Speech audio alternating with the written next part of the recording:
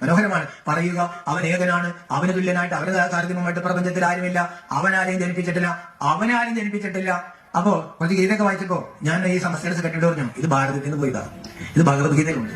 അപ്പൊ അതേ വെറുതെ ഇരിക്കുക, നിങ്ങൾക്ക് കുറെ ദൈവങ്ങൾ കുറെ വെട്ടും കുത്തുമല്ലേ, ഞങ്ങൾക്കാണ് ഞങ്ങളുടെ ദൈവം. ഞാൻ പറഞ്ഞ അല്ല, ഇത് ഭാരതത്തിൽ നിന്ന് പോയതാണ്. നിങ്ങൾ മക്കേശ്വരൻ എന്ന് പറയുന്ന ആളെ ഞങ്ങൾ മഹേശ്വര എന്ന് പറയാറുണ്ട്. നിങ്ങൾ അവിടെ അർജുനുള്ള സുന്ദരി കൈ വെക്കുന്നുണ്ടല്ലോ, അതാണ് ഞങ്ങൾ ഈ പുണ്യകല്ലെന്ന് പറഞ്ഞിട്ട് ഞങ്ങൾ ശിവലിംഗം വെച്ച് പൂജിക്കുന്നത്. അത് ഗീതയിലൂടെ കിടപ്പുണ്ട്, ഗീതയിലുണ്ട്. യോ മാമജമനാദിം ചവേത്തി ലോക മഹേശ്വരം അസമ്മൂഢ സമർത്ഥേഷു സഗഭാവൈ പ്രമുച്ചിതേ.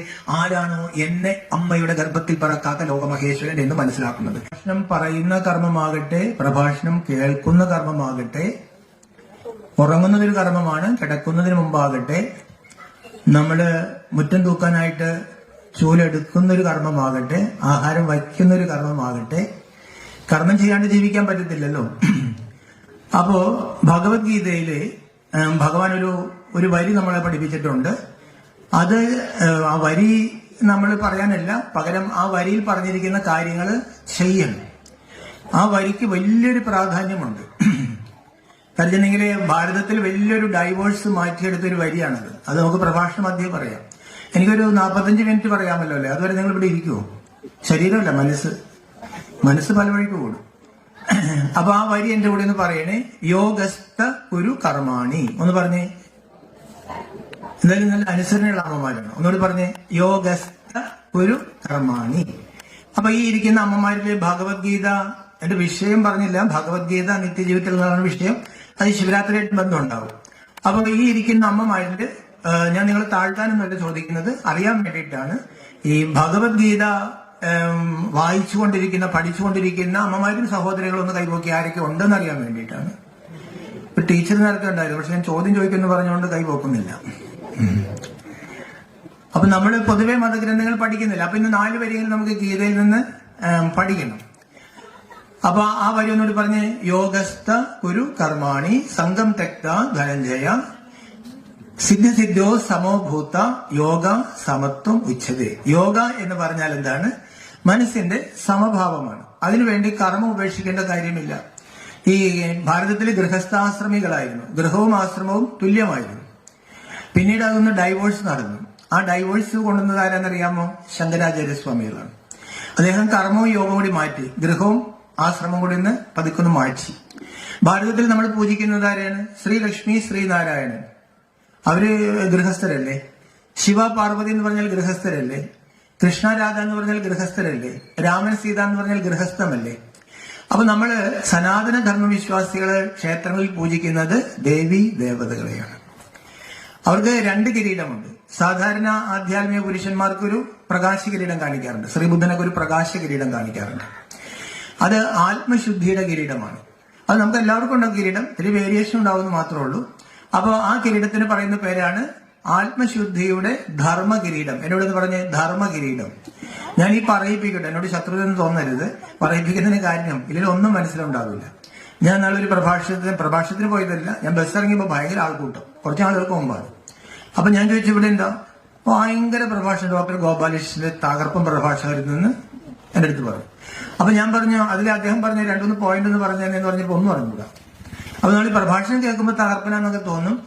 ഒന്നും നമ്മൾ ഇവിടുന്ന് കൊണ്ടുപോകില്ല, കൊണ്ടുപോകാതെ ഇങ്ങനെ ജീവിതത്തിൽ കൊണ്ടുവരും. അപ്പൊ നമ്മൾ അതിനുള്ള ഒരു പ്രതിവിധി എന്താണെന്നറിയാമോ? കൂടുതൽ കേൾക്കേണ്ട കാര്യമില്ല. പണ്ടൊക്കെ 1 മണിക്കൂറൊക്കെ നമുക്ക് വാട്സപ്പിൽ പ്രഭാഷണം പോയിരുന്നു. ഇപ്പൊ 1 മിനിറ്റില് 2 മിനിറ്റ്, അതിൽ കൂടുതൽ ആരും ശ്രദ്ധിക്കത്തില്ല. അപ്പോ ഈ പ്രകാശ കിരീടം ധർമ്മ കിരീടമാണ്. സാധാരണ രാജാക്കന്മാർക്ക് എന്തായിരിക്കും? രത്നകിരീടമാണ്. അത് ഭൗതിക സമൃദ്ധിയുടെയും അധികാരത്തിന്റെയും കിരീടമാണ്. ഒരു രാജ്യം ഭരിക്കുന്ന രാജാവിന് സാധാരണഗതിയിൽ ഒരു ധർമ്മകാര്യങ്ങൾ ഉപദേശിക്കാൻ ഒരു രാജഗുരു ഉണ്ടാകും. അങ്ങനെയാണ് ഭാരതത്തിന്റെ രീതി. കാരണം രാജ്യം ഭരിക്കുമ്പോൾ ധാരാളം കോംപ്ലിക്കേഷൻസ് ഉണ്ട്.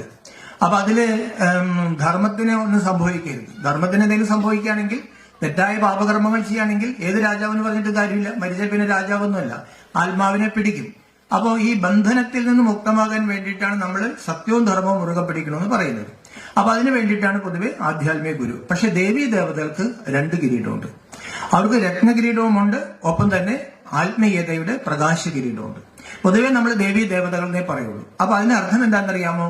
ഭാരതഭൂമിയിലെ, ഭാരതത്തിന്റെ ഉറവിടം അല്ലെങ്കിൽ സനാതന ധർമ്മത്തിലെ ദേവീ ദേവതകൾ, പവിത്രമായ ഗൃഹസ്ഥാശ്രമികൾ ഭാരതത്തിൽ ഉണ്ടായിരുന്നു. പിന്നീട് ഒരു ഡീവിയേഷൻ സംഭവിച്ചു. ആ ഡീവിയേഷൻ എപ്പോഴാണ് സംഭവിച്ചത്? ദ്വാപരയുഗത്തിന്റെ ആരംഭത്തിൽ, ത്രേതായുഗത്തിന്റെ അവസാനമാണ്. അപ്പൊ ആ ഡീവിയേഷനെ കുറിച്ച് 3 രീതിയിൽ പറയുന്നുണ്ട്. ഒന്ന്, ദേവതകൾ വാമഭാഗത്തേക്ക് തിരിഞ്ഞു, ഇടത്തോട്ട് തിരിഞ്ഞു. അപ്പൊ ദേവത എന്ന് പറഞ്ഞാൽ തന്നെ ആ വാക്കിന്റെ അർത്ഥം എന്താണ്? ദിവ്യിലെ, പ്രകാശത്തിലെ, ആത്മാവിന്റെ പ്രകാശത്തിൽ ജീവിക്കുന്നവരാണ്. അവരുടെ മനസ്സും അവരുടെ ബുദ്ധിയും ആത്മാവിന്റെ പ്രകാശത്തിലാണ് ഇരിക്കുന്നത്. അപ്പൊ ആ പ്രകാശത്തിൽ ഇരിക്കുന്നത് കൊണ്ടാണ് ആദ്യത്തെ യുഗത്തിൽ നമ്മൾ എന്ത് പറയും? സത്യയുഗം. 100% സത്യം, ആത്മബോധമുണ്ട്. സത്യമുണ്ടെങ്കിൽ ധർമ്മം ഉണ്ടായിരിക്കും. അതുകൊണ്ട് നമ്മളിപ്പോൾ പറഞ്ഞ സത്യവും ധർമ്മവും. സത്യവും ധർമ്മം ഉണ്ടെങ്കിൽ എന്തുണ്ടാകും? അവിടെ സമൃദ്ധി ഉണ്ടായിരിക്കും, സമ്പന്നത ഉണ്ടായിരിക്കും. സമ്പന്നത കൂടെ ഉണ്ടെങ്കിൽ എന്ത് വരും? അവിടെ സുഖം ഉണ്ടായിരിക്കും. അപ്പൊ 100% സത്യം, ധർമ്മം, സമൃദ്ധി, സമ്പന്നത, സുഖം, ഇത് സൃഷ്ടിയുടെ ആരംഭത്തിലുണ്ടായിരുന്നു. ഈ ആരംഭം എന്നൊക്കെ പറയുമ്പോൾ ലക്ഷക്കണക്കിന് വർഷങ്ങളൊന്നുമില്ല കേട്ടോ. കേവലം ഒരു 5000 വർഷത്തിന്റെ ചക്രമുള്ളത്. പിന്നെ ഇതാ നമ്മൾ ഗുണിച്ചും ഗണിച്ചൊക്കെ വലുതാക്കിയതാണ്. അങ്ങനെ നമ്മുടെ മനസ്സ് അങ്ങോട്ടേക്ക് നമ്മൾ ഹോപ്പ്ലെസ് ആയിപ്പോയി. ഇനിയും കലിയുഗം എത്ര വർഷമുണ്ട്? 4,27,000 വർഷം. അതായത് ഈ കലിയുഗം മാറാൻ പോകുന്നത് 4,27,000 വർഷം. പിന്നെ നമ്മൾ എന്ത് ചെയ്തിട്ട കാര്യം?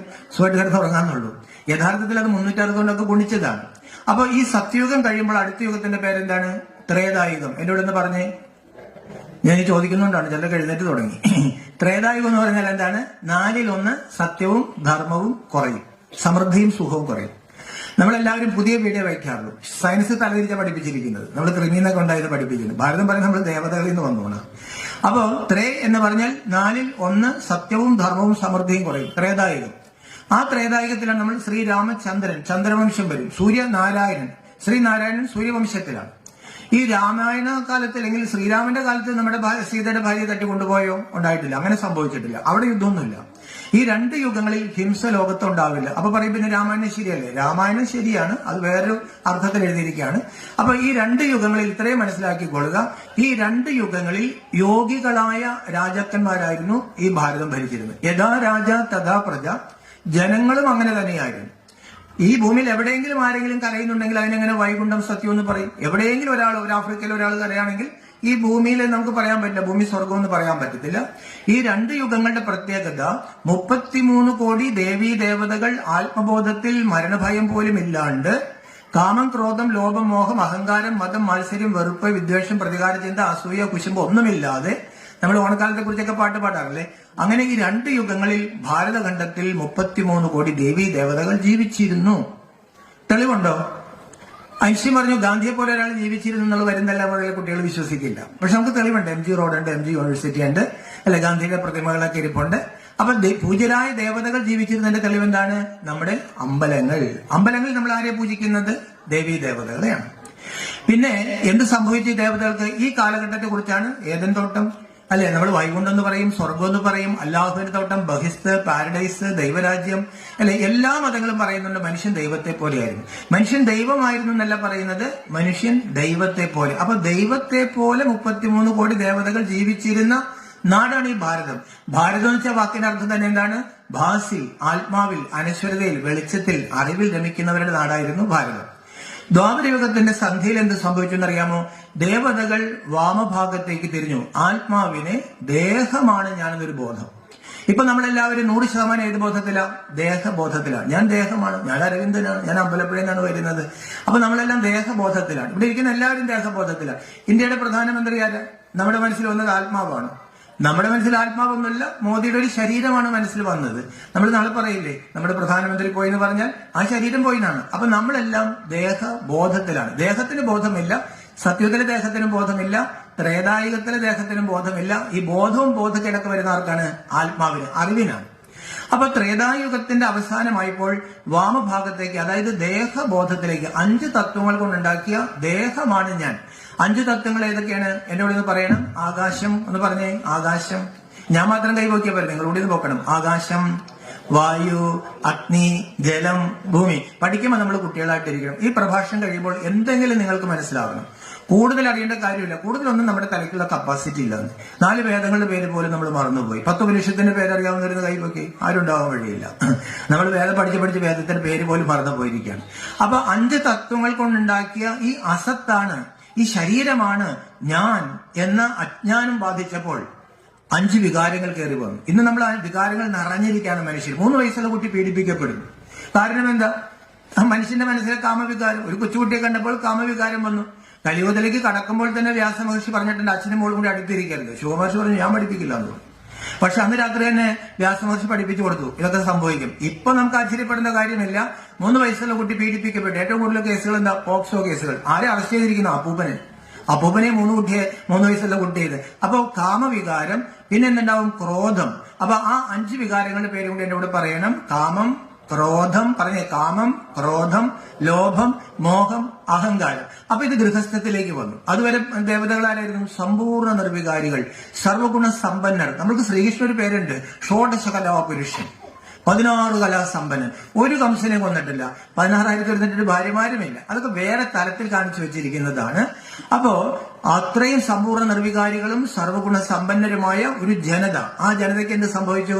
ആ ജനത ഡീവിയേറ്റ് ചെയ്തു. സീത ലക്ഷ്മണ രേഖ ലംഘിച്ചു. ആത്മബോധത്തിന്റെ ആ രേഖ ലംഘിച്ചപ്പോൾ രാവണനെ വണങ്ങി, രാവണൻ പിടിച്ചുകൊണ്ടുപോയി. അപ്പൊ ഏതാ ഈ രാവണൻ 10 തലയുള്ളത്?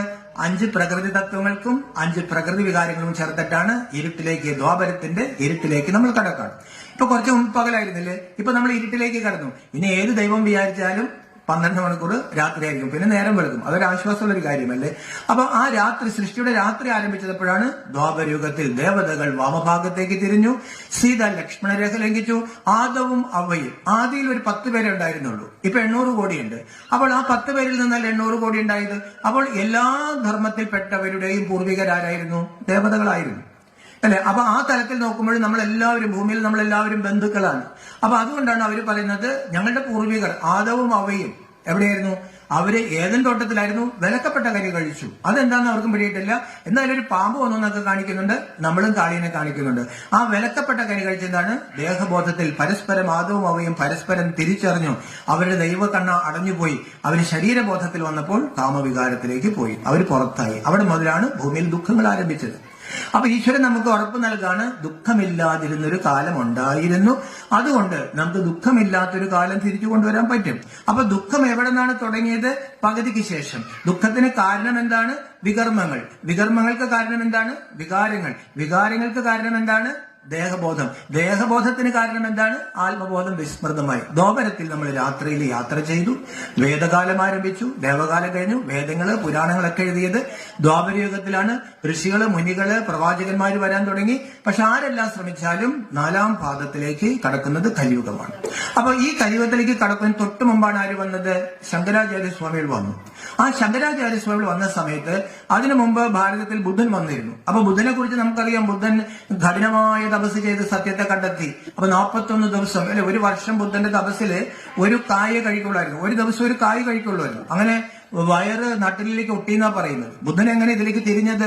ബുദ്ധൻ ജനിച്ചപ്പോൾ തന്നെ അച്ഛൻ പറഞ്ഞിരുന്നു, ജ്യോത്സ്യം പറഞ്ഞിരുന്നു, ഒന്നില്ലെങ്കിൽ ലോകം കിഴക്കുന്ന രാജാവാകും, അല്ലെങ്കിൽ ഏറ്റവും വലിയൊരു സന്യാസിയാവും. ഏതൊരു അച്ഛനമ്മയും ആഗ്രഹിക്കുന്ന എന്താണ്? എന്റെ മോൻ രാജാവാകണം. അപ്പൊ ഈ ബുദ്ധൻ ആധ്യാത്മിക കാര്യത്തിലേക്ക് തിരിയാതിരിക്കാൻ, ലോകത്തിന്റെ ദുഃഖങ്ങൾ കാണാതിരിക്കാൻ വേണ്ടി അച്ഛൻ എല്ലാ കാര്യങ്ങളും ചെയ്തിരുന്നു.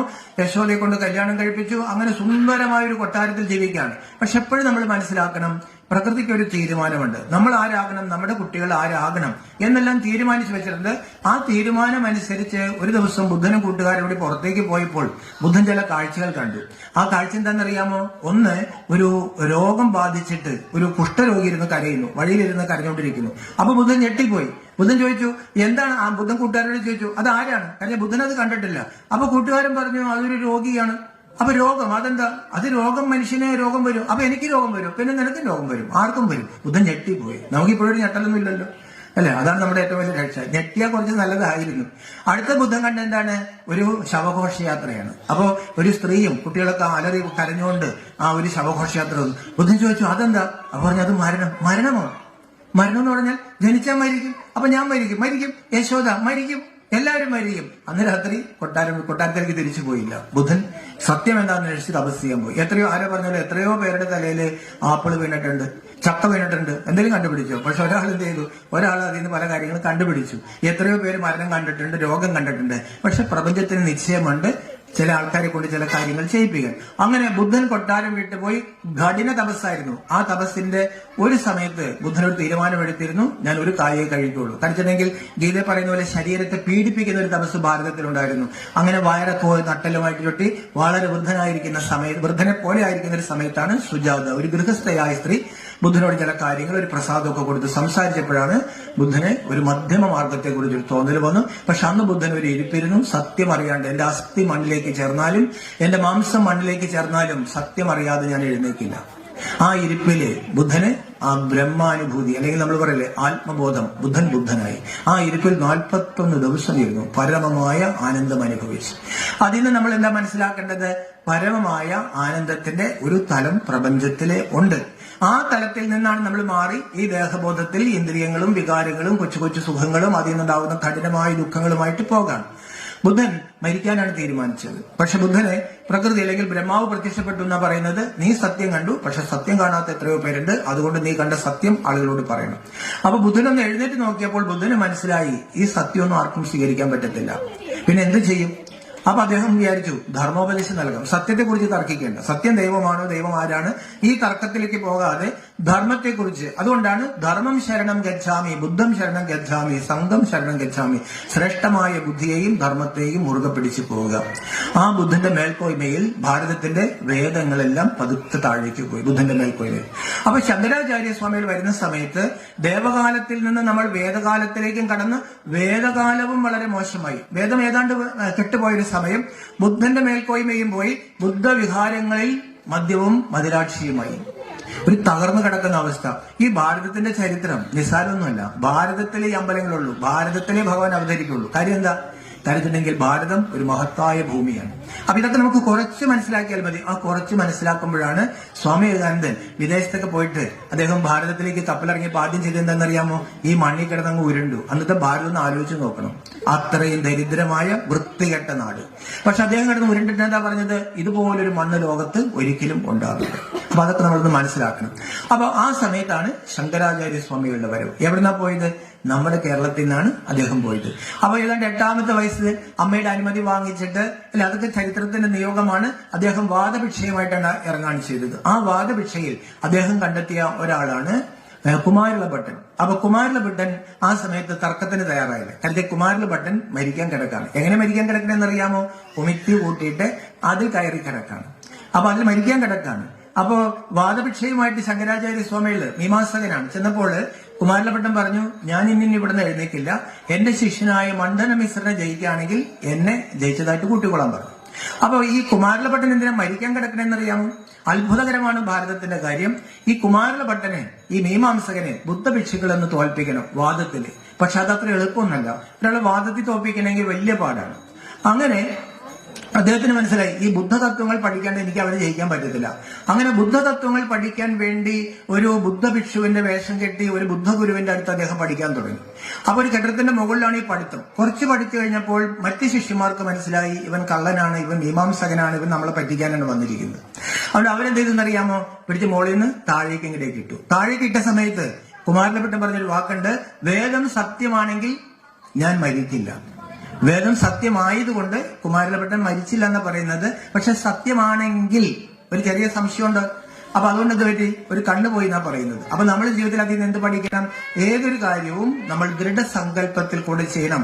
നടക്കുമായിരിക്കും, പരീക്ഷയിൽ പാസ്സാകുമായിരിക്കും, ഒരു പഞ്ചായത്ത് പ്രസിഡന്റ് കാണാൻ പോകുമ്പോൾ ചിലപ്പോൾ കാണുമായിരിക്കും, അല്ലെ, ഈ ആയിരിക്കും ഒരു പക്ഷേ വരാണെങ്കിൽ പകുതിയെ വിജയം ഉണ്ടാവുള്ളൂ. പൂർണ്ണ നിശ്ചയത്തോടുകൂടി നടന്നിരിക്കും, ഞാൻ ജയിച്ചിരിക്കും, ഞാൻ നേടിയിരിക്കും എന്ന് വിചാരിക്കുകയാണെങ്കിൽ വിജയിക്കും. എന്തായാലും കുമാരലഭട്ടൻ വീണു.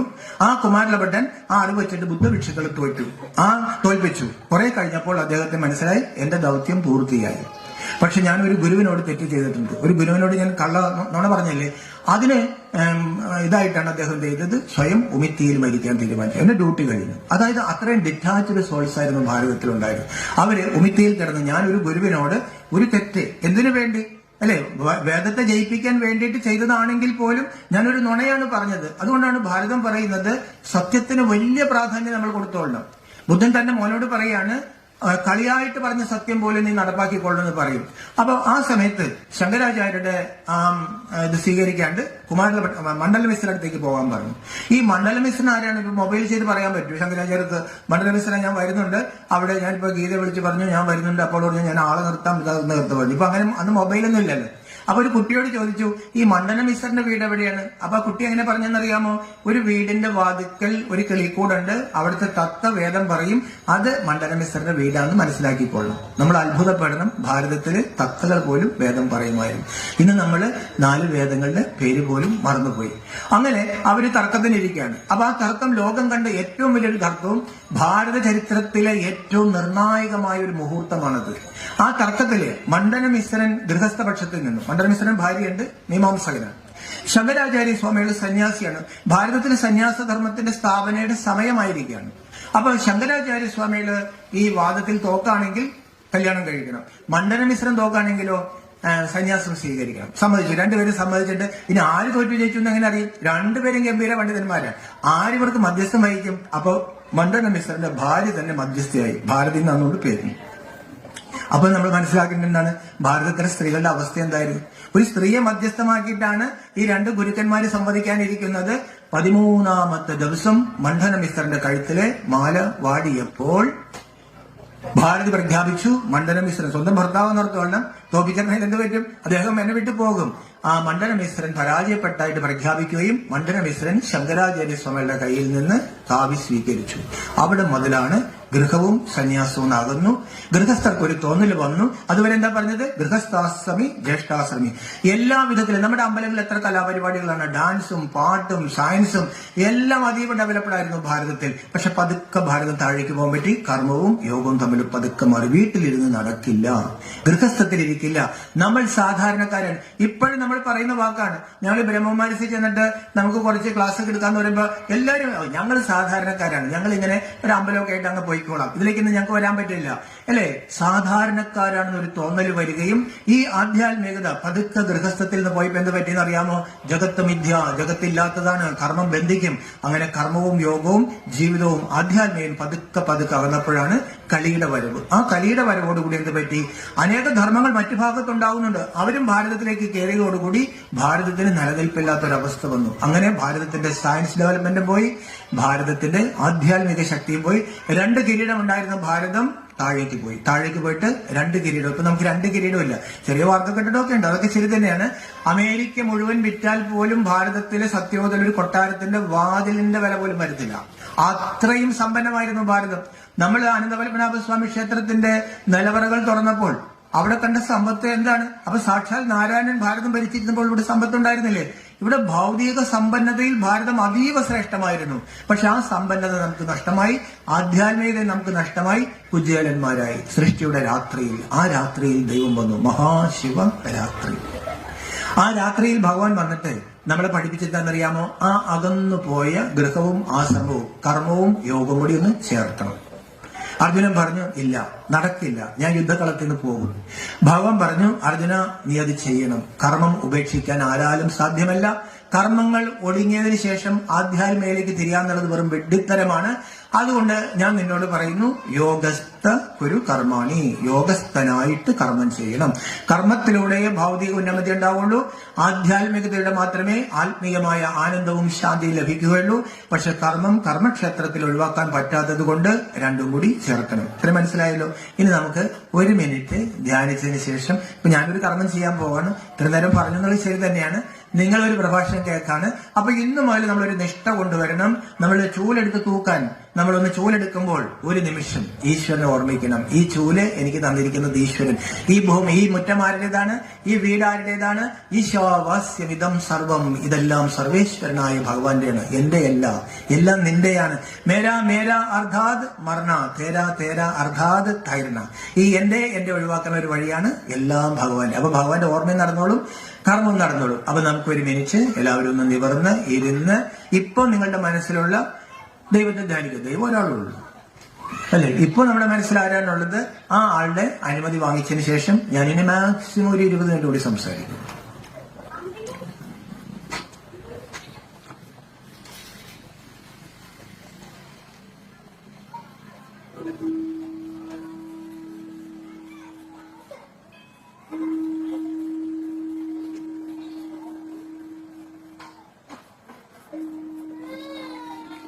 ഓം ശാന്തി. എന്നോട് ഇത് പറഞ്ഞേ, ഓം ശാന്തി.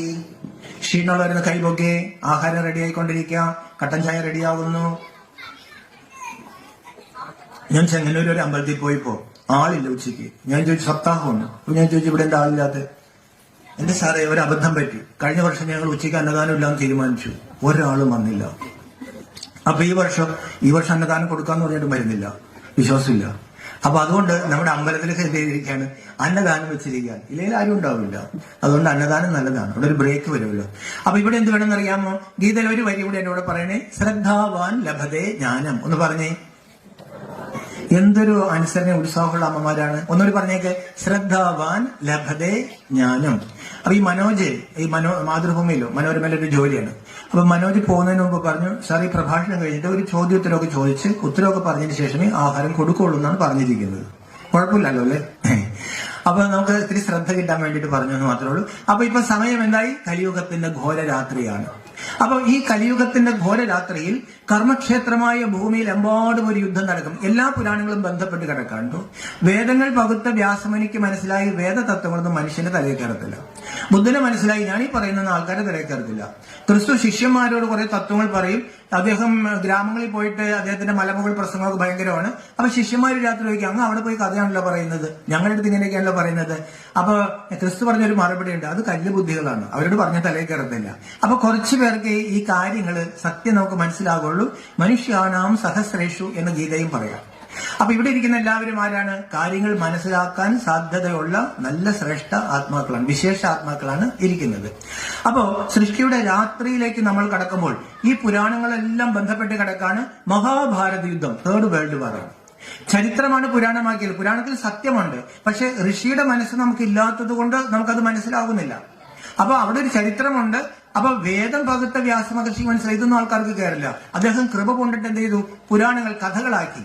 ഈ വേദവും പുരാണമൊക്കെ എഴുതിയതിനു ശേഷം അദ്ദേഹത്തിനോട് ചോദിച്ചു, എന്തിനൊക്കെ ചെയ്തത്? അപ്പൊ അദ്ദേഹം പറഞ്ഞത്, മനുഷ്യൻ ധർമ്മം ആചരിക്കാൻ വേണ്ടിയിട്ടാണ് ഞാൻ ചെയ്തത്. അപ്പൊ ചോദിച്ചു, ധർമ്മം ആചരിച്ചാൽ എന്ത് കിട്ടും? ഇഹത്തിലും പരത്തിലും മനുഷ്യന് സുഖം കൊടുക്കുന്നതാണ് ധർമ്മം. അതിനു വേണ്ടിയിട്ടാണ് ഞാനിത് എഴുതിയത്. ഈ കഥകളൊന്നും നിങ്ങൾ അന്വേഷിക്കേണ്ട കാര്യമില്ല. രണ്ട് കായ് കത്തിയിട്ടിട്ട് അദ്ദേഹം കരഞ്ഞു എന്നാ പറയുന്നത്. എനിക്കറിയില്ല, മനുഷ്യർ ഈ ധർമ്മം ആചരിക്കുന്നില്ല, അതെന്താന്ന് എനിക്ക് മനസ്സിലാകുന്നില്ല. അപ്പൊ ഇതെല്ലാം എഴുതിയത് എന്തിനു വേണ്ടിയിട്ടാണ്? ജീവിതത്തിൽ ധർമ്മം കൊണ്ടുവരണം. ധർമ്മം എന്താണ്? നമ്മുടെ ഹിന്ദുക്കളെ സംബന്ധിച്ചിടത്തോളം നമുക്ക് മതപഠനമില്ല. ഈ സമയത്ത് ക്രിസ്ത്യൻസ് എല്ലാം പ്രാർത്ഥിക്കുന്നുണ്ട്. നമ്മളുടെ നാമജപം പോലെ നമുക്ക് പോയിരിക്കുകയാണ്.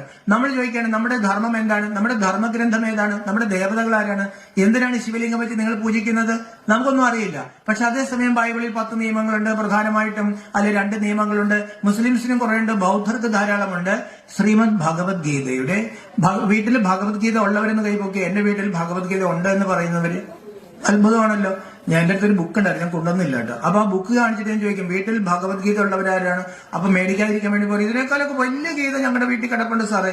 അപ്പൊ ഞാൻ പറയും, ഈ ഗീത കിടപ്പിലായി നമ്മുടെ വീട്ടിൽ. ബൈബിളൊന്നും കിടപ്പിലായില്ല, ഭഗവത്ഗീത കിടപ്പിലായി. ഒരു ജോത്സ്യനെ കാണണം, അത് എവിടെ കിടക്കണമെന്ന് പിടിക്കണമല്ലോ. ആ ഗീതയുടെ 12ാം അധ്യായത്തിന്റെ പേരാണ് ഭക്തിയോഗം. ആ ഭക്തിയോഗത്തിന്റെ അവസാനത്തെ 8 ശ്ലോകങ്ങളിലായി ആരാണ് എനിക്ക് പ്രിയപ്പെട്ടവൻ, എന്താണ് ധർമ്മം എന്ന് വ്യക്തമായിട്ട് പറയുന്നു. നമുക്കെല്ലാം പഠിക്കാൻ പറ്റിയില്ലെങ്കിലും ആ അവസാനത്തെ 8 ശ്ലോകങ്ങൾ നമ്മൾ കുട്ടികളെ നമ്മളെ ഒന്ന് പഠിപ്പിക്കുകയാണെങ്കിൽ എന്താണ് ഭഗവാൻ ഉദ്ദേശിക്കുന്നത്? പുരാണം മുഴുവൻ വെട്ടുംകുത്തുമാണ്. നമ്മൾ എങ്ങനെ കുട്ടികളെ പഠിപ്പിക്കും? അപ്പൊ അവിടെ തുടങ്ങുന്നത് എങ്ങനെയെന്നറിയാമോ? അദ്വേഷ്ട സർവഭൂതാനം. എന്റെ കൂടെ എന്ന് പറഞ്ഞേ, അദ്വേഷ്ട സർവഭൂതാനം. അപ്പൊ അത് യുദ്ധശാസ്ത്രമല്ല. ഗീതയിൽ നമ്മുടെ വിചാരം എന്താ? അർജുനൻ യുദ്ധം ചെയ്യില്ല എന്ന് പറഞ്ഞു, ബന്ധുക്കളെയും ഗുരുക്കന്മാരെയും കൊല്ലില്ല എന്ന് പറഞ്ഞു. ഭഗവാൻ യുദ്ധം ചെയ്യിപ്പിക്കാൻ വേണ്ടി അർജുന ഉപദേശം കൊടുത്തു. നമ്മൾ പട്ടാളക്കാരല്ല, നമ്മൾ യുദ്ധത്തിന് പോകുന്നില്ല, അതുകൊണ്ട് ഞങ്ങൾ ഗീത വായിക്കുന്നില്ല. അല്ലെ? ഗീതയിൽ അങ്ങനെയല്ല. ഗീതയിൽ 3 മഹാവാക്യമുണ്ട്. അദ്വേഷ്ട സർവഭൂതാന. ഒന്ന് പറഞ്ഞേ. ശക്തി പോയെന്ന് തോന്നുന്നു. അതായത് ഒരു ജീവിയോടും, മനുഷ്യനോട് മാത്രമല്ല ഒരു ജീവിയോടും വിദ്വേഷം വയ്ക്കരുത്. അടുത്ത വരി എന്താണെന്നറിയാമോ? നിർവൈര സർവഭൂതേഷു. ഒന്ന് പറഞ്ഞേ. ഒരു ജീവിയോടും വൈരം വയ്ക്കരുത്. അപ്പൊ നമ്മൾ പറയില്ല എനിക്കാരോടും ദേഷ്യമില്ല, അത് കേൾക്കുമ്പോൾ തന്നെ അറിയാം എന്തോ ദേഷ്യമുണ്ടെന്ന്. അതുകൊണ്ട് 3ാമത്തെ വരി എന്താണെന്നറിയാമോ? സർവഭൂതഹിതേരദാഹ. ഒന്ന് പറഞ്ഞേ. സർവഭൂതഹിതേരദാഹ. എല്ലാ ജീവികളുടെയും നന്മയിൽ രമിക്കുന്നവരാണ്. ദ്വിജതേ ലോകാഹ സജ്ജമേ പ്രിയ. ആരാണ് എനിക്ക് പ്രിയപ്പെട്ടവൻ? നമുക്ക് ഈശ്വരന് പ്രിയപ്പെട്ടവരാകണമെങ്കിൽ, നമുക്ക് സത്യത്തിന് പ്രിയപ്പെട്ടവരാകണമെങ്കിൽ ഒറ്റ വഴിയുള്ളൂ, ജീവിതത്തിൽ ധർമ്മം പിടിക്കുക. നമ്മൾ 24 മണിക്കൂർ നമ്മൾ അമ്പലത്തിൽ പോയി, 24 മണിക്കൂർ നമ്മൾ വീട്ടിലിരുന്ന് നാമം ജപിച്ചു, നമ്മൾ 18 അധ്യായവും ഗീതയുടെ കാണാപ്പാഠം പഠിച്ചു. നത്തിങ്. ഒന്നും കിട്ടത്തില്ല.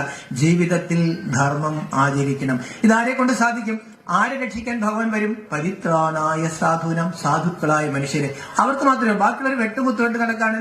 നമ്മളെപ്പോലെ കുറച്ച് സാധാരണ ഭക്തർ മാത്രമേ ഭഗവാന്റെ ജ്ഞാനത്തിലേക്ക് വരുള്ളൂ. അതുകൊണ്ട് സാധാരണക്കാരെ അസാധാരണക്കാരനാക്കാൻ വേണ്ടി ഭഗവാൻ ഒരു കാലഘട്ടത്തിൽ കൊടുത്ത അറിവാണ് വ്യാസമഹർഷി 18 അധ്യായമായി ക്രോഡീകരിച്ചത്. സ്വാമികാന്തം പറയാണ്, ഒരു യുദ്ധക്കളത്തിലെ 2 വ്യക്തികൾ തമ്മിൽ ആത്മാവ്, പരമാത്മാവ്, പ്രകൃതി, രാജയോഗം, കർമ്മയോഗം, ഭക്തിയോഗം, മുക്തി, മോക്ഷം, ഈ വിഷയത്തെക്കുറിച്ച് യുദ്ധക്കളത്തിൽ ഇരുന്ന് 2 പേര് സംസ്കൃത ശ്ലോകം ചൊല്ലി സംസാരിച്ചു. ബുദ്ധൻ ഒരു ദിവസമാണ് പഠിപ്പിച്ചത്, ക്രിസ്തു ഒരു ദിവസം പഠിപ്പിച്ചതാണ് ബൈബിളിൽ. ഒരു കാലഘട്ടത്തിൽ നമ്മളെ പോലുള്ള സാധാരണക്കാരെ ഉയർത്തിയെടുക്കാൻ ഭാരതത്തിൽ ആദിയിൽ ഉണ്ടായിരുന്ന ആ ദേവതാധർമ്മത്തെ, ആ വിഷ്ണുധർമ്മത്തെ ഉദ്ധരിച്ചെടുക്കാൻ വേണ്ടി, നരനെ നാരായണാക്കാൻ വേണ്ടി, നരകത്തെ സ്വർഗമാക്കാൻ വേണ്ടി, പതിതരെ പാവനമാക്കാൻ വേണ്ടി ആര് പഠിപ്പിച്ചു? പതീത പാവനും നരകവൈര്യമായ ഭഗവാൻ സത്യം എന്താണ്, ധർമ്മം എന്താണെന്ന് പഠിപ്പിച്ചു. അത് പിന്നീട് വ്യാസമഹർഷി ദ്വാപരത്തിൽ ക്രോഡീകരിച്ച് കലിയുഗത്തിന്റെ അവസാനം വരെ നമുക്കൊരു വിളക്കായിട്ടിരിക്കാൻ വേണ്ടി എഴുതി തന്നത്. ഇപ്പൊ നമ്മൾ ആ വിളക്ക് പോലും കടത്തി കളഞ്ഞില്ലേ? അപ്പോൾ അതിൽ പറയാണ്, ലോകത്തിന് അസ്വസ്ഥത കൊടുക്കാതെ, ലോകരാൽ അസ്വസ്ഥമാകാതെ ആര് ജീവിക്കുന്നു അവനാണ് എനിക്ക് പ്രിയപ്പെട്ടവൻ. ഒരാൾ നമ്മുടെ വീട്ടിലേക്ക് കയറി വരാണ്, നമ്മൾ അത്യാവശ്യമായിട്ട് എവിടെ പോകാൻ നിൽക്കാണ്. അപ്പൊ നമ്മുടെ മനസ്സിലൊരു സങ്കല്പം വന്നു, കയറി വരുന്നുണ്ട്. പറഞ്ഞില്ല, പറഞ്ഞത് എന്താണ്? അയ്യോ എത്ര ദിവസമായി വന്നിട്ട്, കണ്ടിട്ട് കാലം കുറയല്ലോ, 4 ദിവസം താമസിച്ചിട്ടേ പോകാം. വായു കൊണ്ട് പറഞ്ഞെങ്കിലും മനസ്സുകൊണ്ട് ഒരു അടി കൊടുത്തു. അവര് ശരിയാകില്ല എന്ന് നമ്മൾ പറയാറില്ല. ഈ അവര് ശരിയാകില്ല എന്ന് പറഞ്ഞാൽ മനസ്സുകൊണ്ട് കൊടുക്കുന്ന ഒരു അടിയാണ്. അപ്പൊ ഗീത പറയാണ്, മനസ്സ വാച കർമ്മണ ലോകത്തിന് അസ്വസ്ഥത കൊടുക്കരുത്. അപ്പൊ ആരെങ്കിലും എന്നെ അസ്വസ്ഥമാക്കുകയാണെങ്കിലോ, എന്താണ് അങ്ങോട്ട് കയറി വന്നെന്ന് ചോദിച്ചാലോ, ഭാവനത്തിന് തന്റെ ഇടം വേണം, അസ്വസ്ഥമാകരുത്. മറ്റുള്ളവർ അസ്വസ്ഥമാക്കുമ്പോൾ അസ്വസ്ഥമാകാതിരിക്കാനും മറ്റുള്ളവരെ അസ്വസ്ഥമാകാതിരിക്കുവാനും സദാ ഹർഷിതമായി ആനന്ദത്തോടുകൂടി ആയിരിക്കുന്നു, അവനാണ് എനിക്ക് പ്രിയപ്പെട്ടവൻ. അപ്പൊ ധർമ്മം എന്താന്ന് ചോദിച്ചിരുന്നെങ്കിൽ നമുക്കൊരു മാനദണ്ഡമുണ്ട്, മറ്റുള്ളവരെ വേദനിപ്പിക്കരുത്. ഒരുവനു നല്ലതും അന്യനല്ലലും ചേർപ്പൊരു തൊഴിൽ, ആത്മവിരോധി ഓർത്തിടണം പരനു പരം പരിതാപമേകിടുന്നൊരു നരകാബ്ദിയിൽ വീണെരിഞ്ഞിരുന്നു. മലയാളമാണ്, പക്ഷെ സംസ്കൃതത്തെക്കാളും ടഫാണ്. ഒരുവന് നല്ലത് മറ്റുള്ളവർക്ക് ദുഃഖമായി വരരുത്. അപ്പൊ ഈ ശിവസന്നിധിയിൽ ഇരുന്ന്, ഇതൊരു ശിവക്ഷേത്രമാണ്, ഈ ശിവസന്നിധിയിൽ ഇരുന്ന് ധർമ്മം ലോകത്ത് സ്ഥാപിക്കാൻ വേണ്ടി നമ്മളൊരു ചെറിയ സംഭാവന, ഒരു ചെറിയ സഹായം ഈശ്വരന് കൊടുക്കാൻ പോകാണ്. അതിന് തയ്യാറുള്ളവരുന്ന് കൈവോക്കെ, ഇന്ന് മുതൽ ഭഗവാന് വേണ്ടിയിട്ട് ഞാൻ കുറച്ചൊരു പരിവർത്തനം, ചെറിയൊരു കാര്യം പറയുള്ളൂ, പേടിക്കൊന്നും വേണ്ട, അതിന് ഞാൻ തയ്യാറാണ് എന്ന് പറയുന്നവരുന്ന് കൈവോക്കെ. എല്ലാത്തവരോട് പറയേണ്ട കാര്യമില്ലല്ലോ, ദൈവത്തിന്റെ അടുത്ത് ക്യാമറയുണ്ട് കേട്ടോ, അതൊന്ന് വെച്ചൊന്ന് എടുത്തോട്ടെ. ഓക്കെ. അപ്പൊ ഇന്നു മുതൽ ലോകത്ത് മൊത്തം കലാപമാണ്. 800 കോടി മനുഷ്യര്, തുടക്കത്തിൽ 9 ലക്ഷം, AD 1600 50 കോടി, ക്രിസ്തുവിന്റെ ബുദ്ധന്റെ കാലത്ത് 2 കോടി, AD 1900 150 കോടി. ഇപ്പോൾ ഭൂമിയിൽ എത്ര മനുഷ്യരുണ്ട്? 800 കോടി കഴിഞ്ഞു. മനുഷ്യരാണോ? മനുഷ്യരൊന്നുമല്ല. ഹിംസ, വ്യഭിചാരം, ചൂതുകളി, മദ്യപാനം, ധനാസക്തി, ഇതൊക്കെ ലോകത്തിൽ വ്യാപിച്ച് 1945 ഓഗസ്റ്റ് 6 ആദ്യം മനുഷ്യനെതിരെ ആഗ്നേയാസ്ത്രം, അണുബോംബ് പ്രയോഗിച്ചു. ഇപ്പൊ എത്ര അണുബോംബുകളുടെ ഇടയിലേക്ക് നമ്മള് 100 പ്രാവശ്യം ഭൂമിയെ ചുട്ടുകരിക്കാൻ ആവശ്യമായ അണുബോംബുകളുടെ മധ്യേ ഐക്യരാഷ്ട്രം പറയാണ് 40% ഭൂമി കലാപ ഭൂമിയായി. കഴിഞ്ഞ ആഴ്ച നമ്മൾ പേപ്പറിൽ വായിച്ചു, ഏതോ ആഫ്രിക്കൻ രാജ്യത്ത് 3000 സ്ത്രീകളെ ബലാത്സംഗം ചെയ്ത് കൊന്നുകളഞ്ഞു, ജയിലൊക്കെ പൊളിച്ചിട്ട് കൊന്നുകളഞ്ഞു, ശവം കുമ്പി കൂടി കിടക്കാണ്. ഐക്യരാഷ്ട്രം പറയാണ് 40% ശവക്കൂമ്പാരമായി കഴിഞ്ഞു. അവര് ലജ്ജാകരമായ ഒരു കണക്ക് പറയുന്നത് എന്താണെന്നറിയാമോ? വാർ കൗൺസിൽ, ഈ കലാപങ്ങളുടെ 80% ഡയറക്റ്റ് ഓർ ഇൻഡയറക്റ്റ് ദൈവത്തിന്റെ പേരിലാണ്. God is one, God is love. ഏകം സദ്വിപ്രാ ബഹുധാ വദന്തി. ഭാരതം പറഞ്ഞു ദൈവം ഒരാളുള്ളൂ. ആ ദൈവത്തിന്റെ പേരിലാണ് ഭൂമിയിൽ 80% കലാപം. വെരി വെരി വെരി നിയർ ഫ്യൂച്ചറിൽ വ്യാസമഹർഷി പറഞ്ഞ 3rd വേൾഡ് വാർ, മഹാഭാരത യുദ്ധം നടക്കും. എപ്പോൾ മഹാഭാരത യുദ്ധം വരും? അദ്ദേഹം ചില ലക്ഷണങ്ങൾ പറഞ്ഞു. ഒന്ന്, വീടുകൾ മഹാഭാരതമായി വരും, വീടുകളിൽ കലഹം വരും. മിക്കവാറും വീടൊക്കെ 2 നിലയൊക്കെ വെച്ചിരിക്കുക. കാര്യം എന്റെ വീട്ടിൽ 16 പേരുണ്ടായിരുന്നു, എനിക്ക് ഇതൊക്കെ അറിയും, ഇതെന്റെ സഹോദരിയാണ്. 16 പേരുണ്ടായിരുന്നു എന്റെ വീട്ടില്, ഒറ്റ നില വീടാണ്. ഇപ്പൊ എങ്ങനെ നമുക്ക് 2 കട്ട് ചെയ്ത് ഒന്നാക്കി. മിക്കവാറും വീടുകളുടെ ആകെ പിന്നെ എന്തിനാ 2 നില വെച്ചിരിക്കുന്നത്? ഭാര്യ താഴേക്ക് വരുമ്പോൾ ഭർത്താവ് മുകളിലേക്ക് പോകാറുണ്ട്, 2 പേരും തമ്മിൽ വലിയ വെണ്ടാട്ടൊന്നുമില്ല. അയൽപക്കത്ത് നമുക്ക് വല്ല ബന്ധമുണ്ടോ? ഞാൻ ഇപ്പോഴും ഗ്രാമത്തെ ധ്യാനിക്കാറുണ്ട്. അപ്പുറത്ത് ദേവികമ്മായി, അപ്പുറത്ത് അമ്മണിയമ്മായി, അപ്പുറത്ത് ചിങ്ങന്തറ ജോണുണ്ട്, ഇപ്പുറത്ത് അസീസുണ്ട്, പുരുഷൻ ചേട്ടനുണ്ട്, വളവമ്പലേനുണ്ട്. ഒരു ജാതിയില്ല, ഒരു മതമില്ല, എല്ലാവരും സ്വന്തമാണ്. മനസ്സത്രയും വലുതായിരുന്നു. ഇന്ന് അമ്പലപ്പുഴ ബ്രഹ്മമാരിസിന്റെ സെന്ററിൽ തൊട്ടപ്പുറത്ത്, എനിക്കറിയില്ല ആരാന്നുള്ളത്, കാര്യം അവിടെ വാടകയ്ക്ക് ഇടയ്ക്കാരും മാറാറുണ്ട്. കഴിഞ്ഞ പ്രാവശ്യം വന്നപ്പോ അവിടുത്തെ ഒരു അമ്മ പറഞ്ഞു, എന്തൊരു നാടാണ് ദൈവമേ, ആരും ഒന്നും അന്വേഷിക്കുന്നില്ലല്ലോ ഞങ്ങളിവിടെ വാടകയ്ക്ക് താമസിച്ചിട്ട്. എന്നിട്ട് ആ മോളെ വിളിച്ച് പറഞ്ഞു, മോളെ ഒരു മനുഷ്യനെ ഞാൻ കണ്ടു, അത് ഞാനാണ്, ഞാൻ പോയിട്ടൊന്ന് അന്വേഷിച്ചു, നിങ്ങൾ ആരാന്ന് അന്വേഷിച്ചു. അതിനപ്പുറത്തേക്ക് അന്വേഷിക്കാൻ പറ്റത്തില്ല. അപ്പൊ ബന്ധങ്ങളെല്ലാം ശിഥിലമായി, മനസ്സ് ചെറുതായവനെയാണ് ഭാരതത്തിൽ പറയുന്നത് അസുരൻ. അസുരന്റെ അടുത്താണ് ഭഗവാൻ വന്നിട്ട് ഒരു ചോടുകൊണ്ട് 3 ലോകം അളന്നു കൊടുത്തു. അപ്പൊ അവന് മനസ്സിലായി ഈ അണ്ടകടാഹ കോടികളുടെ നടുവിൽ ഭൂമിയിലെ, ഏഷ്യയിലെ, ഭാരതത്തിലെ, കേരളത്തിലെ, ചങ്ങനാശ്ശേരിയിൽ എനിക്ക് ഒരു 10 സെന്റ് ഉണ്ടെന്ന് പറഞ്ഞിട്ട് അഹങ്കരിക്കേണ്ട കാര്യമൊന്നുമില്ല. ഈ മഹാപ്രപഞ്ചത്തിന്റെ ഈ വിശാലത കളഞ്ഞിട്ട് നാം 2 നമുക്ക് 2 എന്നൊരു ബോധത്തിലേക്ക് നമ്മൾ വന്ന് ഭൂമി മുഴുവൻ വെട്ടും കുത്തുമായി. ഇനി ഈശ്വരൻ ചോദിക്കുകയാണ്, ഇനി ആര് വരും? നിങ്ങൾ ഏത് രാത്രി, ഏത് മഹാശിവരാത്രി നിങ്ങൾ ആഘോഷിക്കുന്നത്? ഈ രാത്രിയിൽ ദൈവം വരും. ഒന്ന് ശ്രദ്ധിച്ചു കേട്ടോളുക, ദൈവം ഇടപെട്ടിട്ടുണ്ട്. ദൈവത്തിന് ഇംഗ്ലീഷിൽ പറയുന്ന പേരെന്താണ്? God, generator, operator, destructor. സംസ്കൃതത്തിൽ എന്ത് പറയും? ബ്രഹ്മാവിലൂടെ സൃഷ്ടി, അകാരം; വിഷ്ണുവിലൂടെ പാലന, ഉകാരം; ശങ്കരനിലൂടെ സംഹാരം. അല്ലെ, ഈ ഓങ്കാര സ്വരൂപം എന്ന് വെച്ചാൽ എന്താണ്? 3 കർത്തവ്യങ്ങൾ ചെയ്യുന്നവൻ. ഈ കാണിച്ചിരിക്കുന്ന രൂപം യഥാർത്ഥത്തിൽ ആരെന്നറിയാമോ? ഈ കാണിച്ചിരിക്കുന്നത് ശങ്കര രൂപമാണ്. ഈ ശങ്കരൻ ധ്യാനിച്ചുകൊണ്ടിരിക്കാൻ ശങ്കര രൂപം ഉണ്ടല്ലോ. ഒരു രൂപം ഉണ്ടെങ്കിൽ മനസ്സിലാക്കിക്കൊള്ളും, ആ രൂപം ഇല്ലാണ്ടാകും. ഇല്ലാണ്ടാകുന്ന രൂപം ഭഗവാന്റേതല്ല. അച്യുതൻ, ച്യുതമില്ലാത്തവൻ, നാശമില്ലാത്തവനാണ്. അവ്യക്തം വ്യക്തിമാവന്നം മന്യന്തേ മാമ ബുദ്ധയ പരംഭാവം അജാനന്ദോ മമഭൂത മഹേശ്വരം. സർവഭൂത മഹേശ്വരനായ എന്റെ യഥാർത്ഥ രൂപം അറിയാതെ മനുഷ്യര് പല രീതിയിൽ പലരും എന്നെ പൂജിക്കുന്നുണ്ട്. അർജുന, ഫലം കൊടുക്കുന്നത് ഞാനാണെങ്കിലും എന്നെ കിട്ടത്തില്ല. എന്നെ കിട്ടണമെങ്കിൽ ഞാൻ വന്ന് എന്റെ യഥാർത്ഥമായ പരിചയം വരും. അത് വളരെ കുറച്ചു പേര്. എന്തായാലും സൃഷ്ടിയുടെ രാത്രിയിൽ ദൈവം ഭൂമിയിലേക്ക് വന്ന് മനുഷ്യനെ പഠിപ്പിക്കും. ആ സമയത്ത് ഒരു കൂട്ടക്കുരുതിയും സംഭവിക്കും. അതുകൊണ്ട് 12-ാം അധ്യായത്തിന്റെ തൊട്ട് മുമ്പ് 11-ാം അധ്യായം വിശ്വരൂപ ദർശനത്തിൽ വ്യാസമഹർഷി കാണിച്ചിട്ടുണ്ട്. കണ്ടോളാൻ പറയും ലോകത്ത് എന്താണ് സംഭവിക്കുന്നത്. ഒരു കൂട്ടക്കുരുതി. ഭീഷ്മരും ദ്രോണരും പാണ്ഡവരും കൗരവരും എല്ലാവരും അങ്ങയുടെ പല്ലിന്റെ ഇടയിൽ കിടന്ന് ഞെരിങ്ങാണ്. എന്നിട്ട് പറയുന്നൊരു വാക്കുണ്ട്, പിതാസി ലോകസ്യ ചരാചരസ്യ ത്വമസ്യ പൂജ്യച്ച ഗുരുർഗരിയാൻ. അങ്ങ് ചരാചര പ്രപഞ്ചത്തിന്റെ പിതാവാണെന്നും അങ്ങ് ജഗത്തിന്റെ ഗുരുവാണെന്ന് എനിക്ക് മനസ്സിലായി. നമ്മൾ ഗുരുപരമ്പരയെ വന്ദിക്കുമ്പോൾ ആരെ ആദ്യം വന്ദിക്കുന്നത്? ശിവ. നമ്മൾ ഞാൻ അമ്പലപ്പുഴയിൽ നിന്ന് വരുന്നത്. കൃഷ്ണനെ പിതാവിൽ നിന്ന് നമ്മൾ വിളിക്കാറില്ല. നമുക്ക് ഉണ്ണികൃഷ്ണ ഇഷ്ടം. ഞങ്ങൾക്ക് ഏറ്റവും ഇഷ്ടം അമ്പലപ്പുഴ കൃഷ്ണനാണ്. പക്ഷെ ആ കൃഷ്ണനെ അച്ഛന്റെ അടുത്ത് കൊണ്ടുവന്ന ഒരു ചടങ്ങ് ആറാട്ടിനുണ്ട്. അവിടെ 12 വർഷം കൊണ്ട് ഒരു പള്ളിപ്പാനയുണ്ട്. കൃഷ്ണൻ താഴേക്ക് പോയിന്നും ഭഗവാൻ ഒന്ന് ഉയർത്തിയെടുത്തുന്നാണ്. ആ അച്ഛന്റെ അടുത്തേക്ക് കൊണ്ടുവന്ന ഏത് അമ്പലത്തിലാണെന്നറിയാമോ? ഏർട്ടക്കുളങ്ങര ശിവക്ഷേത്രത്തില്. അപ്പൊ ഈ ശിവനും ഈ രാത്രിയും ഈ യുദ്ധവും ഈ ഗീതയും തമ്മിൽ ബന്ധമുണ്ടോ? അത് മനസ്സിലാക്കുകയാണെങ്കിൽ അത് മനസ്സിലാക്കിയാല് നമുക്ക് യോഗ ചെയ്യാൻ പറ്റുള്ളൂ, നമ്മുടെ മനസ്സ് ശുദ്ധമാകുള്ളൂ. അത് ആര് മനസ്സിലാക്കി തരും? സ്വാമി എന്നെ പറഞ്ഞ ആരെ കൊണ്ട് പറ്റും? അദ്ദേഹം പറയുന്നത്, യുക്തിയാകുന്ന വാളില്ലാണ്ട് പുരാണങ്ങളുണ്ടാവുന്ന കാട്ടിലേക്ക് പോകരുത്. എന്തൊക്കെയാണ് എഴുതി വെച്ചിരിക്കുന്നത്? ഇതിലെല്ലാം കൈകടത്തൽ ഉണ്ടായിട്ടുണ്ട്. 10,000 ശ്ലോകങ്ങളെ മഹാഭാരതത്തിൽ ഉണ്ടായിരുന്നുള്ളൂ എന്ന് ചരിത്രകാരന്മാർ പറയും. ഇപ്പൊ 1,24,000 ഉണ്ട്.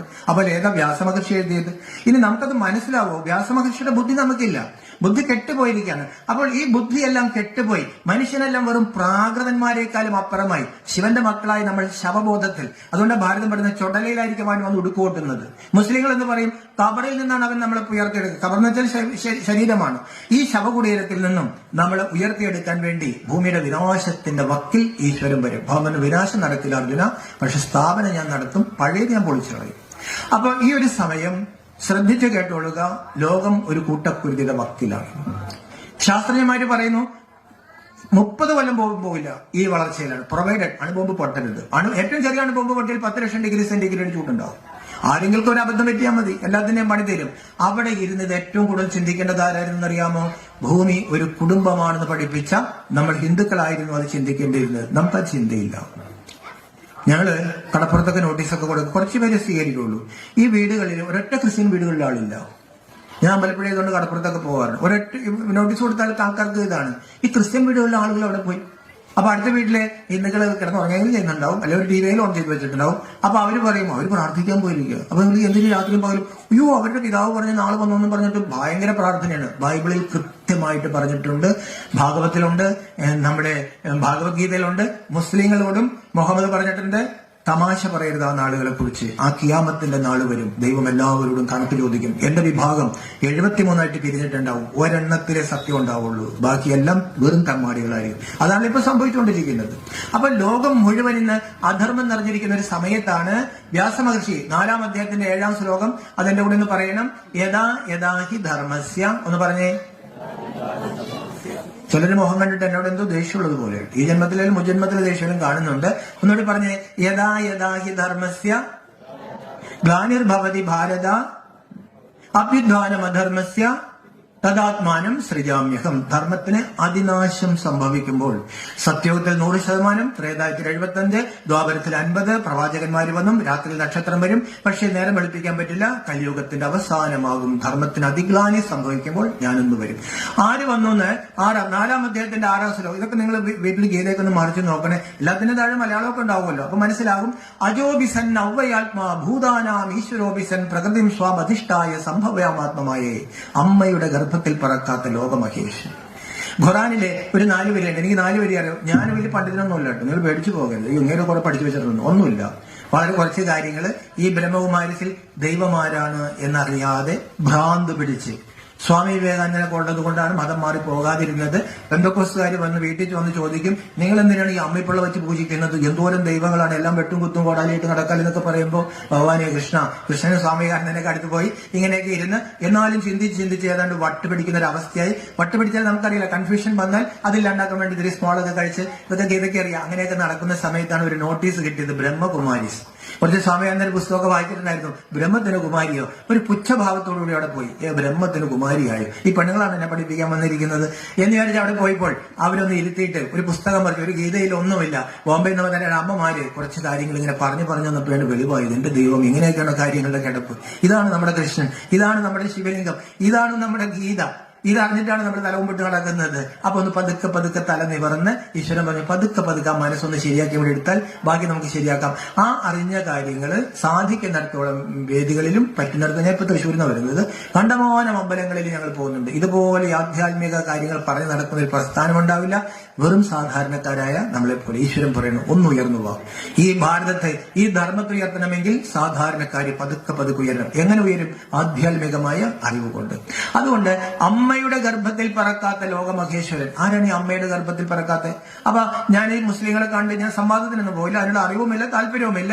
അപ്പൊ ഞാൻ ഈ ഇടയ്ക്ക് ആലപ്പുഴ സമസ്തയുടെ ജനറൽ സെക്രട്ടറി കണ്ടപ്പോൾ എനിക്കൊരു 4 പേര് അറിയാം. ഏത് സ്കൂളിൽ, ഞാൻ സ്കൂളുകളിൽ ക്ലാസ് എടുക്കാൻ പോകാറുണ്ട്, ഇതൊക്കെ തന്നെ എടുക്കാറുള്ളൂ. അപ്പൊ മുസ്ലിം കുട്ടികളോട് ചോദിക്കാറുണ്ട്, ഒരു വരി ചൊല്ലിയാൽ മതി, ഖുൽ ഹുവല്ലഹു അഹദ്. എല്ലാ കുട്ടികളും അടുത്ത 3 പേരും ഖുൽ ഹുവല്ലഹു അഹദ് അല്ലാഹു സമദ് ലം യലിദ് വലം യൂലദ് വലം യകുൻ ലഹു കുഫുവൻ അഹദ്. മനോഹരമാണ്. പറയുക, അവൻ ഏകനാണ്, അവന് തുല്യനായിട്ട്, അവന് താരതമ്യമായിട്ട് പ്രപഞ്ചത്തിൽ ആരുമില്ല, അവനാരെയും ജനിപ്പിച്ചിട്ടില്ല. അപ്പോ കുറച്ച് ഗീതയൊക്കെ വായിച്ചപ്പോ ഞാൻ ഈ സമസ്തയുടെ സെക്രട്ടറിയോട് പറഞ്ഞു, ഇത് ഭാരതത്തിൽ നിന്ന് പോയതാ, ഇത് ഭഗവത്ഗീതയിലുണ്ട്. അപ്പൊ അദ്ദേഹം പറഞ്ഞു, വെറുതെ ഇരിക്കുക, നിങ്ങൾക്ക് കുറെ ദൈവങ്ങൾ കുറെ വെട്ടും കുത്തുമല്ലേ, ഞങ്ങൾക്കാണ് ഏക ദൈവം. ഞാൻ പറഞ്ഞു, അല്ല, ഇത് ഭാരതത്തിൽ നിന്ന് പോയതാണ്. നിങ്ങൾ മക്കേശ്വരൻ എന്ന് പറയുന്ന ആളെ ഞങ്ങൾ മഹേശ്വര എന്ന് പറയാറുണ്ട്. നിങ്ങൾ അവിടെ ഒരു അജ്റുൽ അസ്വദ് കല്ല് വയ്ക്കുന്നുണ്ടല്ലോ, അതാണ് ഞങ്ങൾ ഈ പുണ്യകല്ലെന്ന് പറഞ്ഞിട്ട് ഞങ്ങൾ ശിവലിംഗം വെച്ച് പൂജിക്കുന്നത്. അത് ഗീതയിൽ അവിടെ കിടപ്പുണ്ട്, ഗീതയിലുണ്ട്. യോ മാമജമനാദിം ചവേത്തി ലോക മഹേശ്വരം അസമ്മൂഢ സമർത്ഥേഷു സർവഭാവൈ പ്രമുച്യതേ. ആരാണോ എന്നെ അമ്മയുടെ ഗർഭത്തിൽ പറക്കാത്ത ലോകമഹേശ്വരൻ എന്ന് മനസ്സിലാക്കുന്നത്? ഖുറാനിൽ എന്താണ് മുഹമ്മദ് പഠിപ്പിച്ചത്? ആരാണോ അവനെ അമ്മയുടെ ഗർഭത്തിൽ. ഗീതയിൽ എന്താ പറയുന്നത്? ആരാണോ എന്നെ. അപ്പോൾ ആ പറഞ്ഞതാരാണ്? ഭഗവാൻ. മയാധ്യക്ഷേന പ്രകൃതിം സൂയദേശ ചരാചരം. എന്റെ അധ്യക്ഷതയിലാണ് അർജുന ചക്രം തിരിയുന്നത്. പണ്ട് ഞാൻ ഈ അറിവ് നൽകിയതാണ് അർജുന, കെട്ടുപോയി അർജുന, ആ അറിവിന്നില്ല. ഏവം പരമ്പരാപ്രാപ്തം ഇമം രാജർഷയോ വിദുഹു സകാലേനേഹ മഹദാ യോഗോ നഷ്ട പരന്തഭ. ഇത് യുദ്ധക്കളത്തിൽ നിന്ന് ഒരാളോട് പറഞ്ഞ കാര്യമല്ല, വ്യാസമഹർഷി എഴുതിയതാണ്. 5000 കൊല്ലങ്ങൾക്ക് മുമ്പ് കഴിഞ്ഞ മഹാഭാരത യുദ്ധ സമയത്ത് നരനെ നാരായണനാക്കാനും നാരിയെ ലക്ഷ്മിയാക്കാനും മനുഷ്യനെ ദേവതയാക്കാനും വേണ്ടി ഞാൻ അറിവ് കൊടുത്തിരുന്നു. ആ അറിവിന്ന് പോയി. മനുഷ്യരെന്ന് യോഗയുക്തരല്ല, അവരുടെ മനസ്സ് ഞാനുമായിട്ട് ചേർന്നിട്ടില്ല. അങ്ങനെ അറിവ് കൊണ്ട് മനസ്സിനെ ശുദ്ധീകരിച്ച്, നമ്മുടെ മനസ്സിനെ ഭഗവാനുമായിട്ട് ചേർത്ത്, നമ്മുടെ മനസ്സിനെ ശുദ്ധീകരിച്ച് നമ്മുടെ കർമ്മങ്ങൾ ശ്രേഷ്ഠമാക്കി, ഈ കർമ്മശ്രേഷ്ഠത്തെ ശ്രേഷ്ഠമാക്കാൻ വേണ്ടി ആര് വന്നു? അമ്മയുടെ ഗർഭത്തിൽ പറക്കാത്തവൻ. ഗീതയിൽ സുലഭമായിട്ട് കാണാൻ പറ്റും. ഗീതയിൽ 35 പേര് ഭഗവാന്റെ ഉണ്ട്, 21 പേര് മനുഷ്യന്റെ, അർജുനന്റെ ഉണ്ട്. അതിൽ നിന്ന് മനസ്സിലാക്കിക്കൊള്ളണം, ദൈവവും മനുഷ്യനും തമ്മിൽ അവിടെ ഒന്ന് സംസാരിച്ചു. അതുവരെ ആര് സംസാരിച്ചു? ഋഷികള്, മുനികള്, മഹാത്മാക്കള്, പ്രവാചകന്മാർ. പക്ഷെ ലോകത്തിന്റെ അവസ്ഥ എന്താ? ലോകം താണു കിടക്കാണ്. ഈശ്വരൻ പറയാണ്, അർജുന, വേദവാദരഥന്മാർക്ക്, കുറെ പുസ്തകം വായിച്ചിട്ടുണ്ടെന്ന് ആർക്കും യോഗിയാകാൻ പറ്റത്തില്ല. ഞാൻ നിനക്ക് സത്യം പറഞ്ഞു തരാം. ആ സത്യം നമ്മൾ ഈ ശിവലിംഗത്തിൽ നിന്ന് മനസ്സിലാക്കിക്കൊള്ളണം. ആരെയാണ് ഹിന്ദുക്കള് ഓവലാകത്തിൽ ഒരു കല്ല് വെച്ച് പൂജിക്കുന്നത്? ശിവ ജ്യോതിർ ലിംഗം. ലിംഗം എന്ന് പറഞ്ഞാൽ വാക്കിനർത്ഥം അടയാളം, ശിവ ജ്യോതിയുടെ അടയാളം. നമ്മൾ രണ്ട് വാക്ക് ശിവന്റെ കൂടെ മാത്രമേ ചേർക്കാറുള്ളൂ. സദാശിവ, പരമശിവ. പരമരാമ, പരമകൃഷ്ണ എന്ന് പറയില്ല. സദാ ലോകത്തിന് നന്മ ചെയ്യുന്ന ഒരു പ്രകാശം ഈ പ്രപഞ്ചത്തിൽ ഉണ്ട്. നമ്മൾ എന്ത് പ്രയാസം വന്നാലും എന്റെ ദൈവമേ ഇതൊക്കെ നേരിടാനുള്ള ശക്തി എനിക്ക് തരണേ. നമ്മുടെ കുട്ടികൾ വല്ല കഞ്ചാവ് അടിക്കണമെന്നൊക്കെ നമുക്കൊരു തോന്നൽ വരാണെങ്കിൽ നമ്മൾ പറയും എന്റെ ദൈവമേ അവന് നല്ല ബുദ്ധി കൊടുക്കണേ, ദൈവമേ എനിക്കിതിന് സമാധാനം നൽകണം. നമ്മൾ എല്ലാ ഭക്തരും ഗോഡ് ഫാദറിനോ ദൈവമെന്നോ ജഗത് പിതാവെന്നോ എന്ത് വിളിച്ചാലും ലോകത്തിലെ സകലരും ഒരാളെ വിളിക്കുന്നുണ്ട്. അതെന്തുകൊണ്ടാണെന്നറിയാമോ? ആ ആള് എല്ലാവർക്കും എല്ലാം നിരന്തരം കൊടുത്തുകൊണ്ടിരിക്കുക, സദാ മംഗളകാരി. അതുകൊണ്ട് ദൈവത്തെ പേടിക്കേണ്ട, ദൈവത്തെ കണ്ണടച്ച് വിശ്വസിക്കാം. പക്ഷെ ഭക്തർക്ക് ഒരു തെറ്റിദ്ധാരണ സംഭവിച്ചിട്ടുണ്ട്. നമ്മൾ ശിക്ഷിക്കും ദൈവം. എല്ലാ മതങ്ങളും, പ്രത്യേകിച്ച് ഹിന്ദുമതത്തിൽ അത്രയില്ലെങ്കിലും ഉണ്ട്. എല്ലാ മതങ്ങളും പറഞ്ഞ ദൈവം നമ്മൾ തെറ്റ് ചെയ്താൽ ശിക്ഷിക്കും. ദൈവം ഭഗവാൻ പറഞ്ഞു ഞാൻ ആരെയും ശിക്ഷിക്കില്ല. പക്ഷെ എന്റെ അപ്പുറത്തൊരാൾ ഇരിപ്പുണ്ട്, ഒരു ധർമ്മരാജനുണ്ട്, അയാൾ പിടിക്കും. ഞാൻ ആരെയും ശിക്ഷിക്കാറില്ല, ഞാൻ എല്ലാവർക്കും കൊടുക്കാറുള്ളൂ. നമുക്ക് ദുഃഖം നൽകിയത് ദൈവമാണോ? എന്റെ അമ്മ വളരെ കിടപ്പിലായിരുന്നു. ആ അമ്മ പറയും ഒരു എറുമ്പിനെ പോലെ ഞാൻ ദ്രോഹിച്ചിട്ടില്ലല്ലോ ദൈവമേ, എനിക്കിത് വന്നല്ലോ. കഴിഞ്ഞ മാസം ആലപ്പുഴ ബ്രഹ്മകുമാരിസിലെ 2 അമ്മമാര് വന്നു. 2 പേരുടെ ദുഃഖം എന്നുള്ളൂ. ഏകപുത്രൻ സൂയിസൈഡ് ചെയ്തു. ചങ്ക് പൊട്ടി കഴിഞ്ഞിട്ടാണ് വന്നത്. അവർ പറച്ചിലെന്താണെന്നറിയാമോ? അവന്മാർക്ക് വേണ്ടി, എന്റെ മക്കൾക്ക് വേണ്ടിയിട്ടാണ് ദൈവത്തെ വിളിച്ചത്. ദൈവം ഇത് കാണിച്ചല്ലോ. ദൈവം കരയില്ല. ഈ ലോകം കരയുമ്പോൾ, അർജുനൻ കരഞ്ഞപ്പോൾ ദൈവം ചിരിച്ചുന്ന വ്യാസ മഹർഷി പറഞ്ഞ 50,000 കുട്ടികൾ ദാസ്യയിൽ ഭരിച്ചു. കൊച്ചുകുട്ടികൾ. കുട്ടി എന്ത് ചെയ്തു അല്ലേ? കുട്ടി എന്ത് ചെയ്തു? പരമകാരുണികനായ സർവശക്തനായ അല്ലാഹു 5 നേരം എപ്പോഴും നിസ്കരിക്കുന്നവരല്ലേ? ഈ സർവശക്തനും തടുക്കാമായിരുന്നില്ല? പരമകാരുണ്യല്ലേ? കുറച്ച് കൃപ കാണിക്കാറില്ല? എത്ര സ്ത്രീകൾ ഇവിടെ നശിപ്പിക്കപ്പെടുന്നു. എവിടെ ദൈവം? ബുദ്ധൻ പറഞ്ഞല്ലോ ഏത് ദൈവത്തെ കുറിച്ച് നിങ്ങൾ പറയുന്നത്? നിങ്ങൾ കണ്ടിട്ടുണ്ടോ? നിങ്ങളുടെ അച്ഛൻ കണ്ടോ? ബുദ്ധൻ ദൈവത്തെ നിശ്ചയിച്ചത് അതുകൊണ്ടാണ്. പക്ഷെ ഗീതയിലൊരു വാക്കുണ്ട്, ന കർത്തൃത്വം ന കർമാണി ലോകസ്യ സൃജതി പ്രഭു ന കർമ്മഫല സംയോഗം സ്വഭാവസ്തു പ്രവർത്തതേ. അർജുന, ഞാൻ കർമ്മമൊന്നും കൊടുത്തിട്ടില്ല. ഈ വെട്ടും കുത്തും കൊട്ടേഷൻ സംഘവും തീവ്രവാദമൊന്നും ഞാൻ പറഞ്ഞ കാര്യമല്ല. അവനത് മുജ്ജന്മത്തിൽ ചെയ്തിട്ട് അവനിപ്പോ ഒരു കുട്ടിയായിട്ട് പറക്കുന്നു. അവൻ ചെയ്ത കർമ്മത്തിനെ അവൻ അനുഭവിക്കുള്ളൂ. ഞാനതിൽ ഇടപെടില്ല അർജുന. അതുകൊണ്ട് നമ്മൾ ഈ ഗീതയുടെ ഒരു ഫിലോസഫി, ഭഗവാൻ നമ്മളെ പഠിപ്പിക്കുന്ന തത്വചിന്ത മനസ്സിലാക്കിക്കൊള്ളണം. നിരപരാധി ശിക്ഷിക്കപ്പെടില്ല, അപരാധിക്ക് തക്ക ശിക്ഷ കിട്ടും. ഇത് ഒരു ഈശ്വരന് റെക്കമെൻഡേഷൻ പോയിട്ട് കാര്യമില്ല. ഈശ്വരൻ പറയാണ് ഞാൻ പക്ഷപാതിയല്ല, ഞാനിതിൽ ഇടപെടില്ല. ഒരടി നമ്മൾ ഒരാൾക്ക് കൊടുക്കുകയാണെങ്കിൽ ഏതെങ്കിലും ജന്മത്തിൽ കറങ്ങി ഒരടി നമ്മുടെ അടുത്ത് വരും. ഒരു പിടി അരിയാണ് കൊടുക്കുന്നതെങ്കിൽ ഒരു പിടി അരി വരും. ഞാൻ എന്റെ ചെറുപ്പത്തിൽ 20 വയസ്സിൽ ഒരാളെ കൊന്നു വിചാരിക്കാം. കത്തിയെടുത്ത് ഞാൻ കുത്തി കൊന്നു. ഞാൻ ഓടി രക്ഷപ്പെട്ടു. ആ ഓട്ടത്തിനിടയിൽ എനിക്കൊരു അപകടം പറ്റി, എന്റെ കൈ അറ്റുപോയി. പക്ഷെ ഞാൻ പിടികൊടുത്തില്ല. ഞാൻ ബോംബെയിലേക്ക് കടന്നു. ബോംബെയിലേക്ക് കടന്ന് 10-20 വർഷം തെണ്ടിത്തിരിഞ്ഞായിരുന്നു. അങ്ങനെ എനിക്ക് ചിന്മയാനന്ദ സ്വാമികളെ പരിചയപ്പെട്ടു. എന്റെ കാര്യമില്ല കേട്ടോ, ഞങ്ങൾക്കൊന്നും വിചാരിച്ചേക്കല്ല, ഉദാഹരണം പറഞ്ഞു. ചിന്മയാനന്ദ സ്വാമികളെ പരിചയപ്പെട്ട് സന്യാസിയായി 10-20 വർഷം കൊണ്ട് കഴിഞ്ഞു. ഇപ്പൊ എനിക്ക് എത്ര വയസ്സുണ്ട്? 60 വയസ്സ്. ഞാൻ സന്യാസിയാണ്, നല്ല മനുഷ്യനാണ്, കയ്യില്ല. അപ്പോഴാണ് അമ്പലപ്പുഴ പോലീസിന് ഒരു ഇൻഫർമേഷൻ കിട്ടി, 40 കൊല്ലങ്ങൾക്ക് മുമ്പ് ഇവിടെ ചെയ്ത കൊലപാതകത്തിന്റെ ആള് ഇപ്പോൾ അവിടെ ഡൽഹിയിൽ ഒരു ആശ്രമത്തിൽ സ്വാമിയായിരിപ്പുണ്ട്. അവര് വരും, അവര് വരാതിരിക്കില്ല. അവര് വരുമ്പോ ഈ സ്വാമി പറയാണ് അന്ന് കുത്തിയത് കയ്യല്ലേ? കയ്യിപ്പില്ലല്ലോ. അന്ന് 20 വയസ്സുള്ള ഒരു വൃത്തിയായിട്ട് ചെറുപ്പക്കാരൻ ഇന്ന് 60 വയസ്സുള്ള സന്യാസിയാണ്. സയൻസ് പറയുന്നത് 3 കൊല്ലം കൂടുമ്പോൾ നമ്മുടെ കോശങ്ങളെല്ലാം റീപ്ലേസ് ചെയ്യും. അപ്പൊ ഞാൻ എത്രയോ പ്രാവശ്യം മാറിക്കഴിഞ്ഞു. അപ്പൊ നമുക്ക് പോലീസുകാർക്കൊക്കെ നല്ല ട്രെയിനിങ് ഉണ്ടല്ലോ. പോലീസുകാർ പറയും സ്വാമി കാര്യമൊക്കെ ശരിയാണ്, കോടതിയിൽ വന്ന് വിചാരണ ചെയ്യും. കോടതിയിൽ വന്നതൊക്കെ പറയാൻ പറ്റും. കോടതി വിചാരണ ചെയ്യും. എത്ര വർഷം കഴിഞ്ഞ തെറ്റിനും കോടതി വിചാരണ ചെയ്യും. ഭാരതം ആണയിട്ട് പഠിപ്പിക്കുന്നു, ഗീത ആണയിട്ട് പഠിപ്പിക്കുന്നു. എത്ര ജന്മം കഴിഞ്ഞാലും ബുദ്ധൻ പറയാണ് പശുക്കുട്ടി തള്ളയുടെ അകിട്ടിലേക്ക് പോകുന്നത് പോലെ, 1000 പശുക്കളുണ്ടെങ്കിലും സ്വന്തം തള്ളയുടെ അകിട്ടിലേക്ക് പോകുന്നത് പോലെ ഞാൻ നിങ്ങളോട് പറയുന്നു, ദൈവം ഉണ്ടെന്ന് എനിക്കറിയില്ല, പക്ഷെ ആത്മാവുണ്ട്. 1000 ജന്മം കഴിഞ്ഞാലും നിന്റെ കർമ്മം നിന്നെ തേടി വരും. അപ്പോ ഈ ലോകത്ത് അവിടെ 50,000 കുട്ടികൾ മരിച്ചെങ്കിൽ നമുക്ക് ദുഃഖങ്ങൾ ഉണ്ടെങ്കിൽ ഭാവന എന്നെ വിളിച്ചിട്ട് ഒരു കാര്യമില്ല അർജുന. അവരവര് തിരുത്താനുള്ള ഉത്തരവാദിത്തം. അപ്പൊ നമുക്ക് ദുഃഖം വരുമ്പോൾ അതിനെങ്ങനെ സുഖമാക്കി മാറ്റണം? എന്റെ ഒരു കർമ്മത്തിന്റെ കണക്ക് വീടി, ഞാൻ ആർക്കോ കൊടുത്തൊരു തെറ്റ് മാറി. അപ്പൊ അതാണ് ഗീത പറയുന്നത് സമ ദുഃഖ.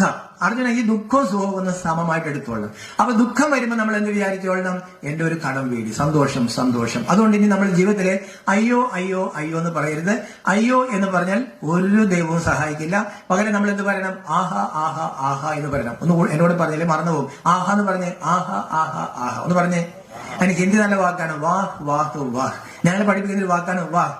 എന്ത് വന്നാലും അയ്യോ എന്ന് പറയുന്നത്. ഞാനിപ്പോ ഇവിടുന്ന് ഇറങ്ങി ഒന്ന് വീണ് പോയി, പെട്ടെന്ന് അയ്യോ അവനച്ചേ വാഹെന്ന് പറയണം.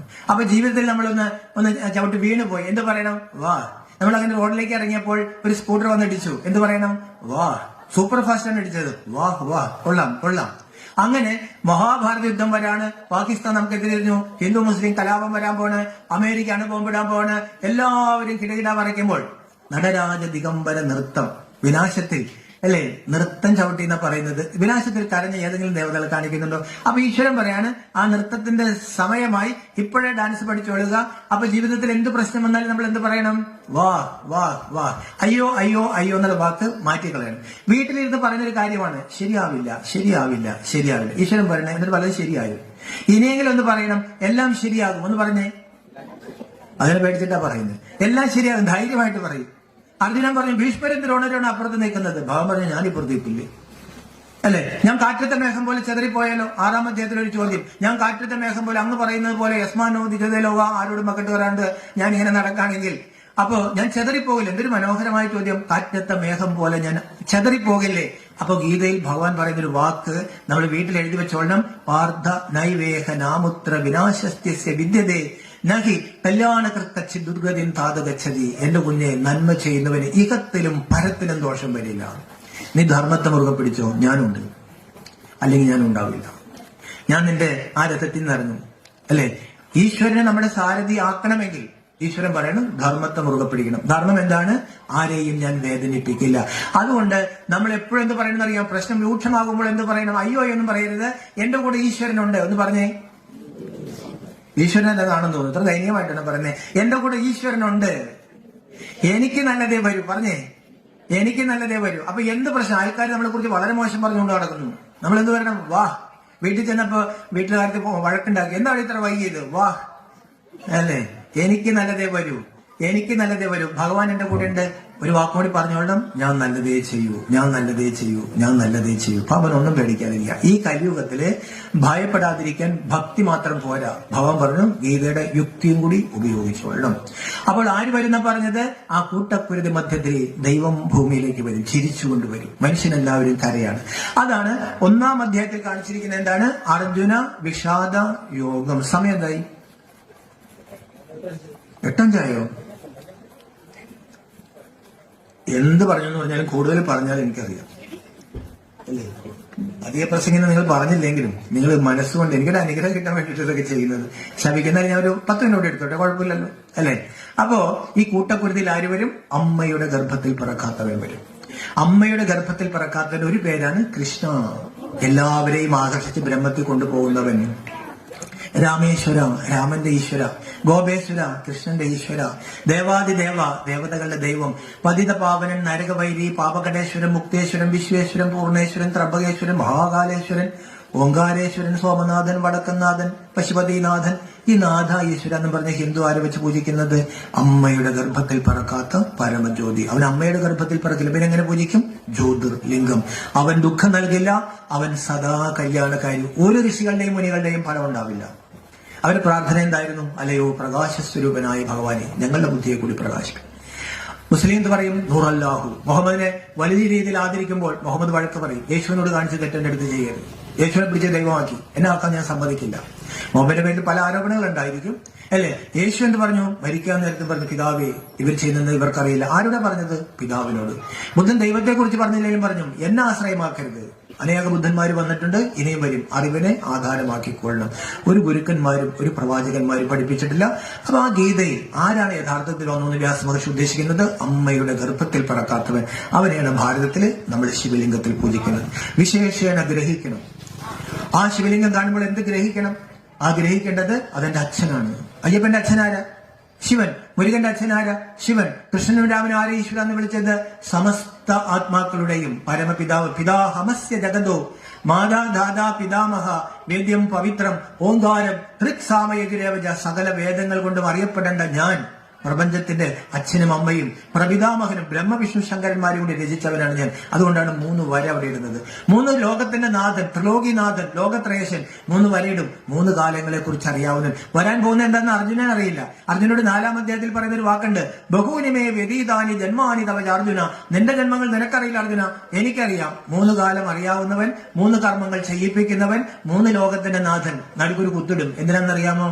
അത് അണുവിനേക്കാൾ അണുവായ കവിം പുരാണം അനുശാസിതാരാം അണോരണീയം സമനുസ്മരേദ്യഹ സർവസ്യ ധാതാരം അചിന്യരൂപം ആദിത്യവർണം തമസ പരസത് പരബ്രഹ്മത്തിൽ അണുവിനേക്കാൾ അണുവായി ഋഷികൾക്ക് പോലും പിടികൊടുക്കാതെ ദേവതകൾക്കും പിടികിട്ടാതെ, ഇതൊക്കെ ഗീതയിലുണ്ട്, ദേവതകൾക്കും ഋഷികൾക്കും പിടികൊടുക്കാതെ ബ്രഹ്മത്തിൽ ആദിത്യവർണത്തിൽ സർവജ്ഞനും സർവാശ്രയവുമായ ഒരു പ്രകാശം. ആ പ്രകാശത്തെ ഓർമ്മിച്ചിട്ട് വേണം നീ എന്റെ അടുത്തേക്ക് പോരാൻ. അല്ലെ, ആ പ്രകാശത്തെ നമ്മൾ എന്ത് വിളിച്ചു? ശിവ. അതിനെങ്ങനെ പൂജിക്കും? ശിവലിംഗം. അപ്പൊ ആ ശിവലിംഗം കാണുമ്പോൾ വിചാരിക്കണം അത് പരമേശ്വരന്റെ, പാർബ്രഹ്മ പരമേശ്വരന്റെ അമ്പലമാണ്, എന്റെ അച്ഛനാണ്. അപ്പൊ ഭാവം പറഞ്ഞു, നിന്റെ അച്ഛനാരാ? ത്രിലോകീനാഥനായ ശിവൻ. അച്ഛനാരാന്നറിയുമ്പോൾ നമ്മൾ ഉയരും. കരയുന്ന അർജുനൻ ഗീതയുടെ 18-ാം അധ്യായത്തിൽ എന്താ പറഞ്ഞ്? നഷ്ടോ മോഹ സ്മൃതിർലബ്ധ, എനിക്ക് സ്മൃതി കിട്ടി, ഞാൻ ആരാണ്. ഇനി നിങ്ങളോട് 3 മിനിറ്റേ സംസാരിക്കുള്ളൂ. ഈ കൂട്ടക്കുരുതിയിൽ ആര് നമ്മളെ രക്ഷിക്കും? എന്തിനാണ് ബോംബുണ്ടാക്കി?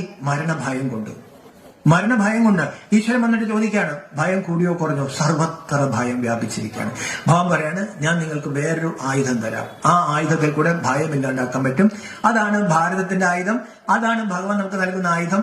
3 മിനിറ്റ് സംസാരികളും ഒരൊറ്റ തിരിക്കല്. ആ തിരിക്കൽ എന്താണെന്നറിയാമോ? നമ്മുടെ ഒരു പ്രാർത്ഥനയുടെ ഫലമാണ് ഗീതാജ്ഞാനം. ഈ ഗീതാജ്ഞാനമാണ് ഭഗവാനിൽ നിന്ന് ഗംഗ ഒഴുകി നഹി ജ്ഞാനേന സദൃശ്യം പവിത്രമിഹ വിദ്യത്തെ. ജ്ഞാനം പോലെ മനുഷ്യ മനസ്സിനെ ഒന്നും പവിത്രമാക്കാൻ പറ്റില്ല. അത് ശിവനിൽ നിന്നും പരമാത്മാവിൽ നിന്നും ഭാഗീരഥൻ ഒരു സാധാരണ രഥത്തിൽ കൂടെ ലോകത്തിലേക്ക് ഒഴുകി. കുളിച്ചവരൊക്കെ എഴുന്നേറ്റ് എന്നാ പറയുന്നത്, കുളിക്കാത്തവർ ഇഷ്ടം പോലെ ഉണ്ടാവും അല്ലെ. അപ്പൊ ആ ജ്ഞാനം എന്താണ്? അത് നമ്മുടെ ഹൃദയത്തിലേക്ക് പോവുക. നമ്മുടെ മനസ്സിന്റെ അഴുക്ക് എവിടെ നിന്നാണ്? ഭാവനും ദ്വാപരത്തിന്റെ സന്ധ്യയിൽ ഈ ദേഹമാണെന്ന അഴുക്കാണ് ഞാനെന്ന രീതിയിലേക്ക് മനസ്സ് പോയി. ഈ ശരീരം എന്ന് പറഞ്ഞാൽ എന്താ? തൊലിയും എലുമ്പുമലം ദുരന്തമന്ത കലകളും എന്തും ഒരു അഹന്ത, അസ്ഥി മജ്ജയും മാംസവും ചലവും മലവും നിറഞ്ഞിരിക്കുന്ന ഇതാണ് ഞാൻ. നമ്മളെല്ലാവരും ഏറ്റവും കൂടുതൽ ഉപയോഗിക്കുന്ന വാക്കേതാ? ഞാൻ ആരാ? ഞാൻ അരവിന്ദൻ. ആരാ എന്റെ മുമ്പിൽ വന്നിരിക്കുന്നത്? ഞാൻ അരവിന്ദൻ. ഞാൻ ഈ ബ്രഹ്മമായത്തിൽ ചെന്നപ്പോഴേ ഞാൻ ഇത്തിരി ഗീത പഠിച്ചു വെച്ചിട്ട് ഇത്തിരി കമ്മ്യൂണിസ്റ്റുകാരനാണ് അല്ലേ, ഇത്തിരി കള്ളൊക്കെ കുടിക്കും, ഇത്തിരി ധിക്കാരമുണ്ട്, എനിക്ക് ബാങ്കിൽ ജോലിയുണ്ട്, അപ്പൊ അതുകൊണ്ട് ഞാൻ ഈ പെണ്ണുങ്ങളെ പഠിപ്പിക്കണമെന്ന് പറഞ്ഞു തരുന്നത്. 2 അമ്മമാര് ഞാൻ ഇവർ എന്ത് പഠിപ്പിക്കാൻ? അവരൊരു ബുക്കും തുറന്നു വെച്ചിട്ട് ചോദിച്ചു, നിങ്ങൾ ആരാ? അതാണ് ആദ്യത്തെ ചോദ്യം. ഞാൻ പറഞ്ഞു ഞാൻ അരവിന്ദൻ. അന്ന് എനിക്ക് 26 വയസ്സുള്ളൂ. അവര് പറഞ്ഞു അത് നിങ്ങളുടെ പേര്, നിങ്ങളാരാ? അത് എന്റെ പേരാണല്ലോ, അപ്പൊ ഞാനാരാ? അപ്പൊ എന്റെ വീട് ആലുവയില, ഞാൻ ക്ലാസ്സിന് പോയത് അമ്പലം. ഞാൻ പറഞ്ഞു ഞാൻ ആലുവക്കാരൻ. അവര് ചിരിച്ചിട്ട് കളിയാക്കിയിട്ടല്ല, അവര് പറഞ്ഞു അത് നിങ്ങളുടെ നാടാ, നിങ്ങളാരാ? അപ്പൊ ഇന്ന് എനിക്ക് 26. ഞാൻ പറഞ്ഞു ഞാനൊരു ചെറുപ്പക്കാരൻ. അവരോട് ഞാൻ കണ്ടാലറിയാലോ, ചെറുപ്പക്കാരത്തി അല്ലാന്നും വയസ്സിനല്ലാന്നും കണ്ടല്ല, നിങ്ങളാരാ? അത് പ്രായമല്ല ചോദിച്ചത്. ഞാൻ പറഞ്ഞു ഞാനൊരു ഹിന്ദു, എനിക്കൊരു ഹിന്ദു സ്പിരിറ്റ് ഉണ്ടായിരുന്നു, ഞാനൊരു ഹിന്ദുവാണ്. അവരോട് ഞാൻ നിങ്ങളുടെ വിശ്വാസം, നിങ്ങളുടെ മതം, നിങ്ങളാരാ? ഞാൻ പറഞ്ഞു എനിക്കറിയാൻ പാടില്ല. തലതാണ് പോയി. ഈശ്വരൻ പറയാണ്, ത്രംബകേശ്വരൻ എന്ന് പറഞ്ഞ തൃക്കണ്ണൻ 3-ാം കണ്ണ് തുറന്നിട്ട് പറയാണ് അല്ലേ, നമ്മള് ഈ 2 കണ്ണുകൊണ്ട് കാണുന്ന പഞ്ചഭൂത നിർമ്മിതമായ ഈ ദേഹം പ്രകൃതി നമുക്കുണ്ടായതാ. അച്ഛന്റെ ബീജവും അമ്മയുടെ അണ്ടവും കൂടി ചേർന്നു. ഉക്രൈനിലും റഷ്യയിലും ഗാസയിലൊക്കെ. ഈശ്വരനെ അന്ന് അച്ഛാമ്മ പറയാൻ പറ്റുമായിരുന്നു? ഇല്ല. പ്രപഞ്ചത്തിന്റെ നിയമം അനുസരിച്ച് ഒരു പുരുഷ സ്ത്രീയുടെ അണ്ടവും ഒരു പുരുഷന്റെ ഇതും അല്ലെ ബീജവും അണ്ടവും കൂടി ചേർന്നു. അത് അമ്മയുടെ ഗർഭത്തിൽ വലുത് 30,000 ബീജങ്ങൾ എന്നാ പറയുന്നത്. അതിൽ ഒരെണ്ണമായിട്ട് ചേർന്നു. ഈശ്വരനെ അമ്മമാരെ എങ്ങനെ ഈ ഗർഭം വലുതാക്കി? ഭൂമിയിൽ നിന്നെടുത്ത ആഹാരം കൊണ്ട്. എല്ലാ അമ്മമാരും, ഈ ലോകത്തെ എല്ലാ അമ്മമാരെടുത്ത് ഭൂമിയിൽ നിന്ന് ആഹാരം. അപ്പൊ ഈശ്വരനെ അപ്പോ നീ പുറത്തുനിന്ന് ഇപ്പൊ പേരിന്നതാണെന്ന് പറഞ്ഞിരുന്നു? ഇല്ല. അത് ഞാൻ പറഞ്ഞല്ലേ. ഇന്ന അച്ഛൻ വേണമെന്ന് പറഞ്ഞു? ഇല്ല. ഇന്ന അമ്മ വേണമെന്ന് പറഞ്ഞു? ഇല്ല. ആയുവിൽ കരികാന്തരത്തിൽ ജനിക്കണമെന്ന് നീ തീരുമാനിച്ചോ? ഇല്ല. ഒന്നും നമ്മൾ തീരുമാനിച്ചതല്ല. ഇതൊക്കെ ആരുടെ തീരുമാനം? പ്രപഞ്ചത്തിന്റെ ഒരു തീരുമാനം അനുസരിച്ച് ഒരു ശരീരം രൂപപ്പെട്ടു. കഴിച്ച ആഹാരം, കുടിച്ച വെള്ളം, ഏറ്റ വായു, സൂര്യപ്രകാശം, ഇതെല്ലാം ആരുടേതാണ്? പ്രപഞ്ചമുണ്ടാക്കിയതാണ്. കടലിലെഴും തിര പോലെ കായമോരോന്നുടനുടൻ ഏറി ഉയർന്നമർന്നിടുന്നു മുടിവിൽ എന്റെ ദൈവമേ. ഈശ്വരൻ പറയാണ്, ഇപ്പോ നമ്മുടെ മനസ്സിരിക്കുന്നത് എവിടെയാണ്? ഞാൻ ഇതാണ്. നിന്റെ പ്രാർത്ഥന എന്തായിരുന്നു? അസത്വമാ സത്വമേ. അർജുനന്റെ അർത്ഥം നിനക്കറിയാമോ? ഇല്ല. ഞാനിങ്ങനെ പ്രാർത്ഥിക്കുമായിരുന്നു. ബാക്കി 2 വരി അതെനിക്ക് കാണാപ്പാടം അറിയാം, പക്ഷെ അതിന്റെ അർത്ഥം നിനക്കറിയില്ലായിരുന്നു. ഈ ശരീരം, ഈ അസത്തിൽ, ഈ പ്രകൃതി നിർമ്മിതമായ ബോധമില്ലാത്ത വസ്തുവിൽ ശിരോമധ്യഭാഗം കൃത്യമായിട്ട് ഈശ്വരൻ പറഞ്ഞാലാണ് ആജ്ഞാചക്രം അല്ലെങ്കിൽ ഹൈപ്പത്തലാമസിൽ നമ്മുടെ എല്ലാ നാഡീഞരമ്പുകളും കേന്ദ്രീകരിച്ചിരിക്കുന്ന ഈ ഭാഗത്തായി മരിച്ചു പോകുമെന്ന് ഉറപ്പുള്ള ബോധമില്ലാത്ത പ്രകൃതി നിർമ്മിതമായ ഈ ശരീരം, ഇത് അമ്പലമാണെന്ന് ഗീത പറയുന്നു, ശ്രീകോവിൽ ഭാഗത്തായി ബോധമുള്ള മരിക്കാത്ത ഒരു പ്രകാശം ഇരിപ്പുണ്ട്. ബോധമില്ലാത്ത ജഡമായ മരിച്ചു പോകുമെന്ന് ഉറപ്പുള്ള ഈ ശരീരത്തിൽ ശിരോമധ്യത്തിലായി മരിക്കാത്ത ബോധമുള്ള ഒരു പ്രകാശം ഇരിപ്പുണ്ട്. ആ പ്രകാശത്തിന് കൊടുത്ത പൗരാണികമായ പേരാണ് ആത്മാവ്. ആ പ്ലസ് തമസ്, ഒരു തമസ്സല്ലാത്ത ഒരു പ്രകാശം, അതൊരു കെടാവിളക്കാണ്. ഈശ്വരൻ പറയാണ്, ഈ ദേഹത്തിനകത്തിരുന്ന് ഞാൻ ഞാൻ ഞാൻ എന്ന് പറയുന്നത് ഈ ആത്മാവാണ്. ഞാൻ എന്റെ കണ്ണിൽ കൂടെ കണ്ട കാര്യം, ഞാൻ എന്റെ കാതിൽ കൂടി കേൾക്കുന്നു, ഞാൻ എന്റെ വായിൽ കൂടി പറയുന്നു, ഞാൻ ഇന്നലെ നന്നായിട്ട് കിടന്നുറങ്ങി, ഞാൻ ഇന്നലെ വല്ലാണ്ടൊരു സ്വപ്നം കണ്ടു. ഈശ്വരൻ ചോദിക്കാൻ, നീ ആരാ? ഞാൻ ഈ ശരീരം അല്ല.